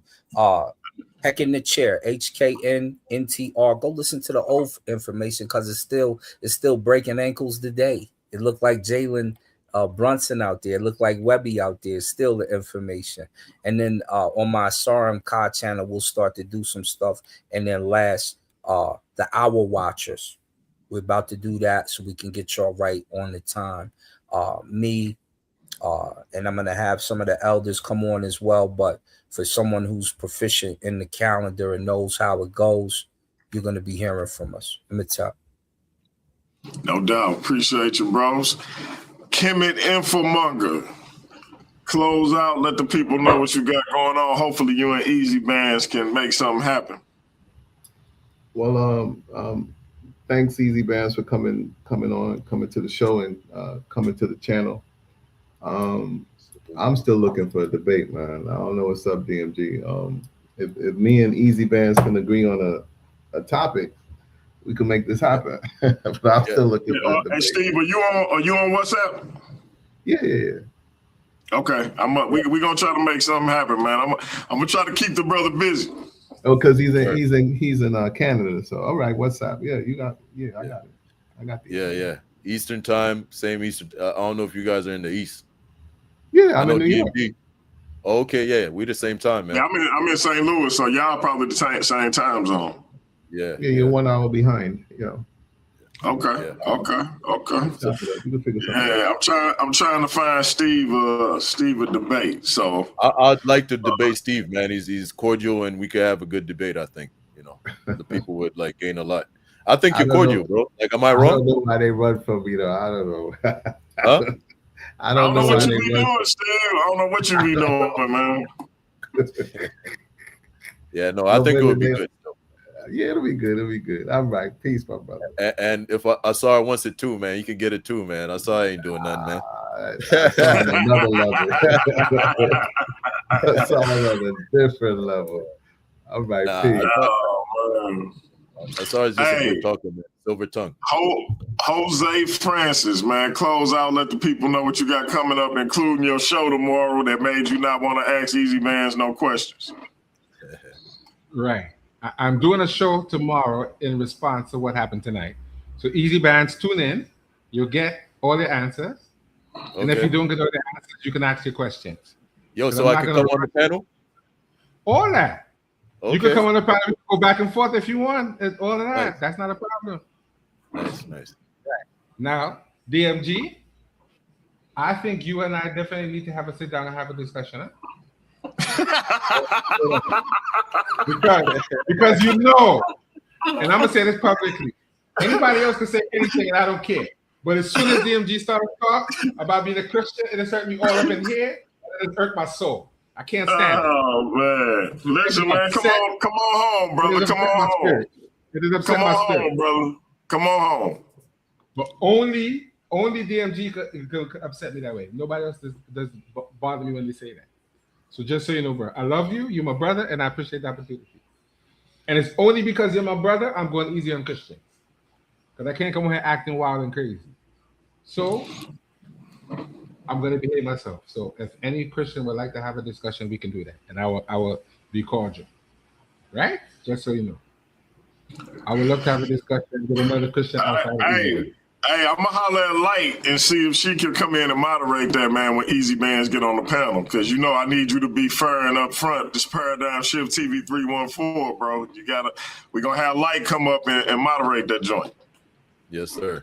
Okay. And let me just for clarity's sake, is that thought? Yep. That's the Greek name. Yeah, thought is the Greek name, right? But Jehudi is a Kemetic name. That's where the word. That's where the word thought actually comes from. Okay, so yeah, go ahead. What I think I'm gonna do tomorrow, I'll probably just do the response, and then we could set up with Light. What I'll do is when he go live, I'll send you the link to the show. All right, bet. And if you could get Light to come on and moderate it tomorrow, we'll do it tomorrow. If not, then we'll just do a moderated discussion some other time. But he's more than welcome to come on, for sure. Gotcha. Yeah, I'm gonna holler at Light. I'm gonna holler at Light, see if we can make that happen. I know I ain't gonna be available tomorrow. Tomorrow I'm gonna be watching the finals, rubbing my wife's feet. You see, it was a pleasure, Easy Bandz. So it was a pleasure, brother. Peace and blessings. Maybe we could have a less contentious conversation because I'm very hyped right now. So, yeah. I was tripping. Everybody panel got me mad except Light. No, everybody got me. Jose, man. I like cordial, calm conversations, so I'm with that, brother. Okay. All right, brother. I am going. Have a blessed night, eh? Appreciate you, man. Bless you. Hey, take your blood pressure medicine, Jose. No, not yet, thankfully. All right. All right, easy Bandz. All eyes on you, brother. Close this thing out. Let the people know anything you got coming up. And hopefully we can expect you back on soon. Yeah, so I'd like to thank you, man, for reaching out. I'd like to also shout out Sanetta because he's the one that connected us, man. Y'all make sure that you guys go and show Sanetta some support and love too. Show this channel right here support and love. This brother is doing some great work for the community, and there's a lot of good that's gonna come from this. As for everybody that was on the panel, salute to everybody. Y'all know it's love and respect. End of the day. I appreciate y'all for coming up, asking questions, and the audience wins from all this stuff, right? And so that's the important part. For everybody in the chat, the moderators, salute to everybody, man. DMG, special thank you to you, brother, for letting me on and giving me this platform for me to speak my 2 cents. And in regards to what we talked about today, my stance is still that these reconstructionist movements, I'd say that it's a genuine attempt at trying to reconstruct ancient Kemet, but then at the same time, is it an accurate historical representation of ancient Kemet? No, it's not, because of the reasons that I gave today. Several reasons. I'm not going to go through all of them today, but what you have is, like Brother Jose just said, it's a lot of conjecture that they're using, and they're using the modern worldview and modern ideas and esoteric ideas, actually, and projecting it back on the ancient Cometians. And that's where I think that everything is going left. So I won't come at the the Kemet folk and totally just go at them. But what I will say is, let's be honest with ourselves, brothers. If you're into the Egyptology, that's good, but then trying to recreate or reconstruct some of these things is actually impossible at this time if we're just honest with ourselves. And I'll end it right there, man. As for the book of Jehudi or something like that, is, from what I'm seeing, is that there's no clear evidence that it was actually in a temple, in a temple library. Now it could have been, but there's no actual evidence that it was found in a temple library or anything like that. And that's basically what I was talking about, temple libraries. So I'll just land it right there, man. I know this is a contentious topic, and we will have opportunities to continue this conversation, man, if you have me back on here. 100%, bro. You got an open invitation, man. So we'll definitely be in touch. Family, you know what it is, man. Paradigm Shift TV 314. It's your brother DMG. I know JJ in the chat talking about he want to debate me again. We could do the same topic, brother. And I'm sorry ahead of time for having to give you that work, man. So I'm gonna do you one better than Taharka Bay channel, man. I say we do it on A1 channel. Yeah, I mean, he ain't on your team, he ain't on my team, so we ain't gotta worry about no bias. What's the topic? Is Black existentialism the best ideology for Black people or for the Black community? I can't remember exactly how we worded it. Okay, and so what does that entail specifically? Just like, is Black like Black power? Well, Black power would be encompassed in it. The Black church, because it's literally the study of Black existence. And so JJ thinks is adjacent to existentialism from a European standpoint. It literally criticizes European existentialism. JJ just has no, I said it when we first debated, I'm gonna say it again, since he got the same stance. JJ literally has no idea what it is. Like we got authors like Frantz Fanon, who JJ said was a weakling and a pacifist. Turns out he was called, what did they call him? The Messiah of violence or something like that. He was super violent, super violent as it pertains to freeing people of African descent from colonialism. This guy said he was a pacifist and he was weak because he does not know the material. When it comes to black existentialism, I used to have, and still say it, the real black existentialist, that's my bag. I have the utmost confidence that if JJ is going, if he's saying that black existentialism is some kind of off-brand, counterfeit form of existentialism, he has no idea, bro. So, and that just let me know he still ain't got no idea. So yeah, I'll chop him up real quick. I'll do the same presentation. All right. Because he just don't know the materials. So, but shout out to my man JJ. Me and him actually reviewed that debate, our debate, and we was cracking up. Because look, everybody thought JJ was taking shots. I was taking shots the whole time. And actually watching it, I was like, dang, I had to. JJ was like, you shot at me first. I was like, yeah. You just slick with it. You like Jabari with it. Eh? Jabari be taking those like he be taking shots while complimenting you. Like, hold on. Right. Yeah, I was straight throwing them, and then JJ caught it. But Sarnetta was like, Sarnetta wasn't saying nothing, and then it got to the point where he had to stop it. I was like, dang. Because I was taking shots from the beginning. Right. When me and JJ reviewed it, we was both cracking up. So yeah, we can do that. We can run that back, JJ. We just got to figure out where. And JJ, man, we got to fix whatever you got going on with Saw, man. You know what I'm saying? Yeah, JJ. Stop being stubborn, man. Let's get you back on the HOK, bro. Word up. But yeah, right, bro, brother. I definitely enjoyed you. We over the 4-hour mark. Hey, I'll have you back on tomorrow if I could. So salute to you and your family. And family, we're going to get out of here, man. You know I got to play a couple of songs. But, brother, I will speak to you later. I'm going to try to link you up with everybody that tried to challenge you.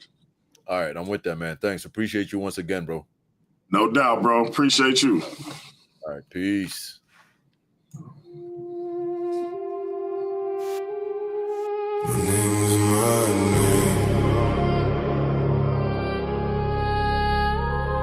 Yeah. The infamous. My name is my name. You wanted to be one way, but it's the other way. Yeah. Let's talk about it.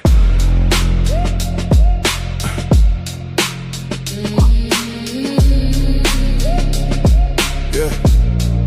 It's funny how the loudest voices got the shortest resume. I show support when others walked away, even when it would have benefited me to leave you where you lay. Defended your name, gave you respect when it wasn't ideal for me. Now every chance you get, you talking about D, talking reckless to whoever listen, hoping they believe. But people who know you and know me see the tricks up your sleeve. Now you mad, why? Cause I wouldn't let you stay. Thought you was the director whole time, you just an extra in the play. Confused the supporting role for being the star of the show. My name is my name. I don't need permission, I don't need your praise. You wanted to be one way, but it's the other way. My name is my name, and that's all I gotta say. How can you make another man when you ain't even made yourself? See, I'm a grown man, different weight class. You still in boy sizes. We don't value the same prizes, while you still chasing validation and faking. These boots too heavy for the steps you taking. Might have known your father back when the ground was live. Ask around, I'm still thriving while others barely survive. You should worry about him instead of tripping off me. Starting to see the apple don't fall far, far from that tree. My name is my name. My name is my name. You wanted to be one way, but it's the other way. Yeah. Let's talk about it.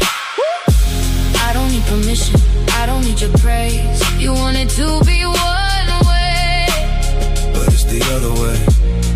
My name is my name, and that's all I gotta say. My name is my name. I don't need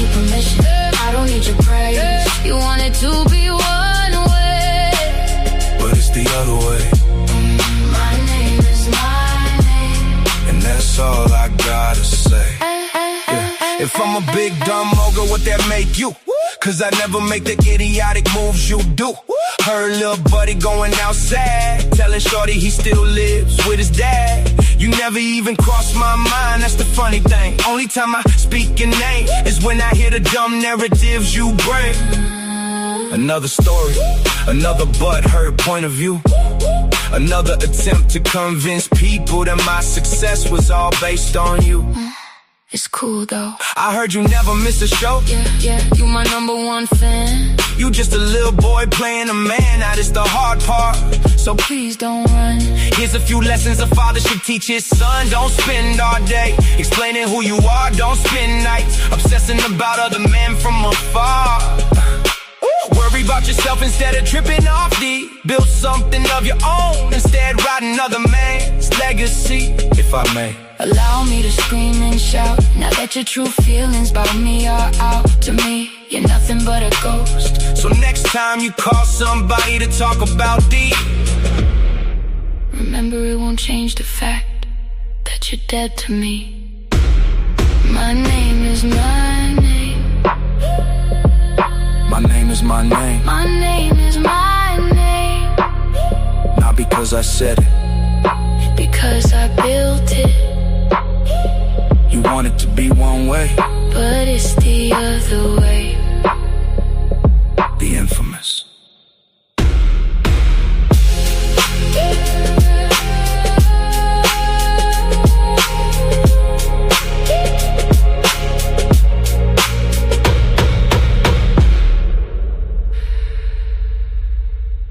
I don't got no friends. I don't got no friends. You know what I mean? I got supporters, people on my side and people on the other side.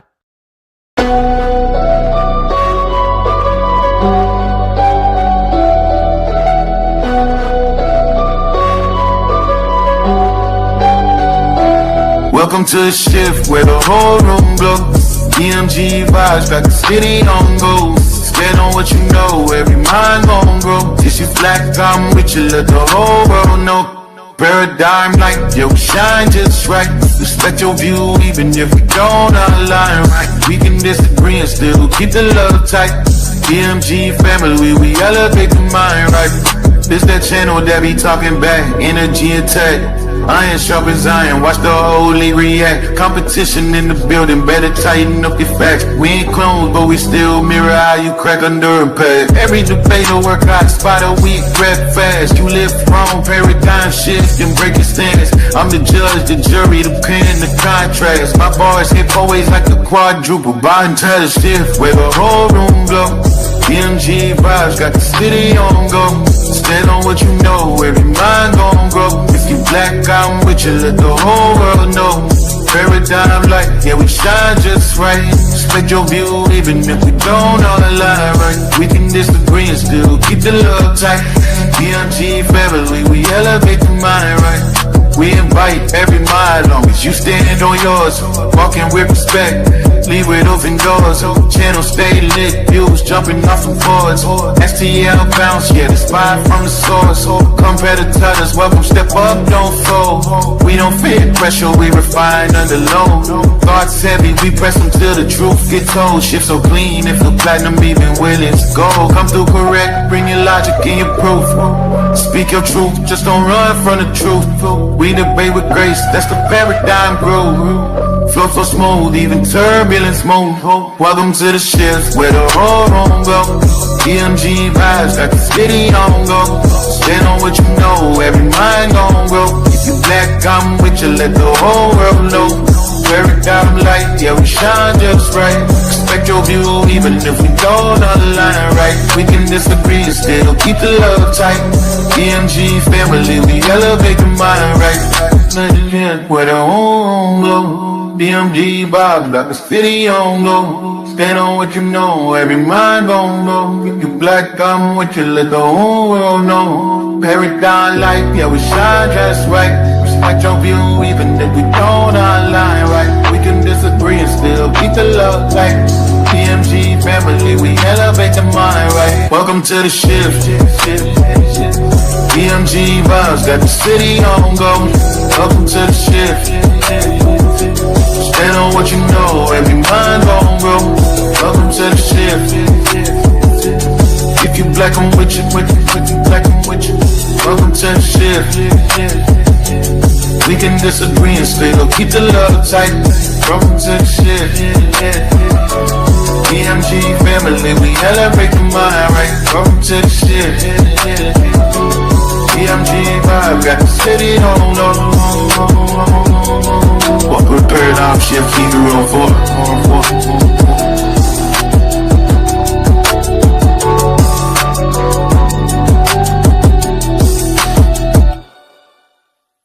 Y'all know I say that greeting for one reason and one reason only. It's because if you black, I'm with you. And I hope that you with me.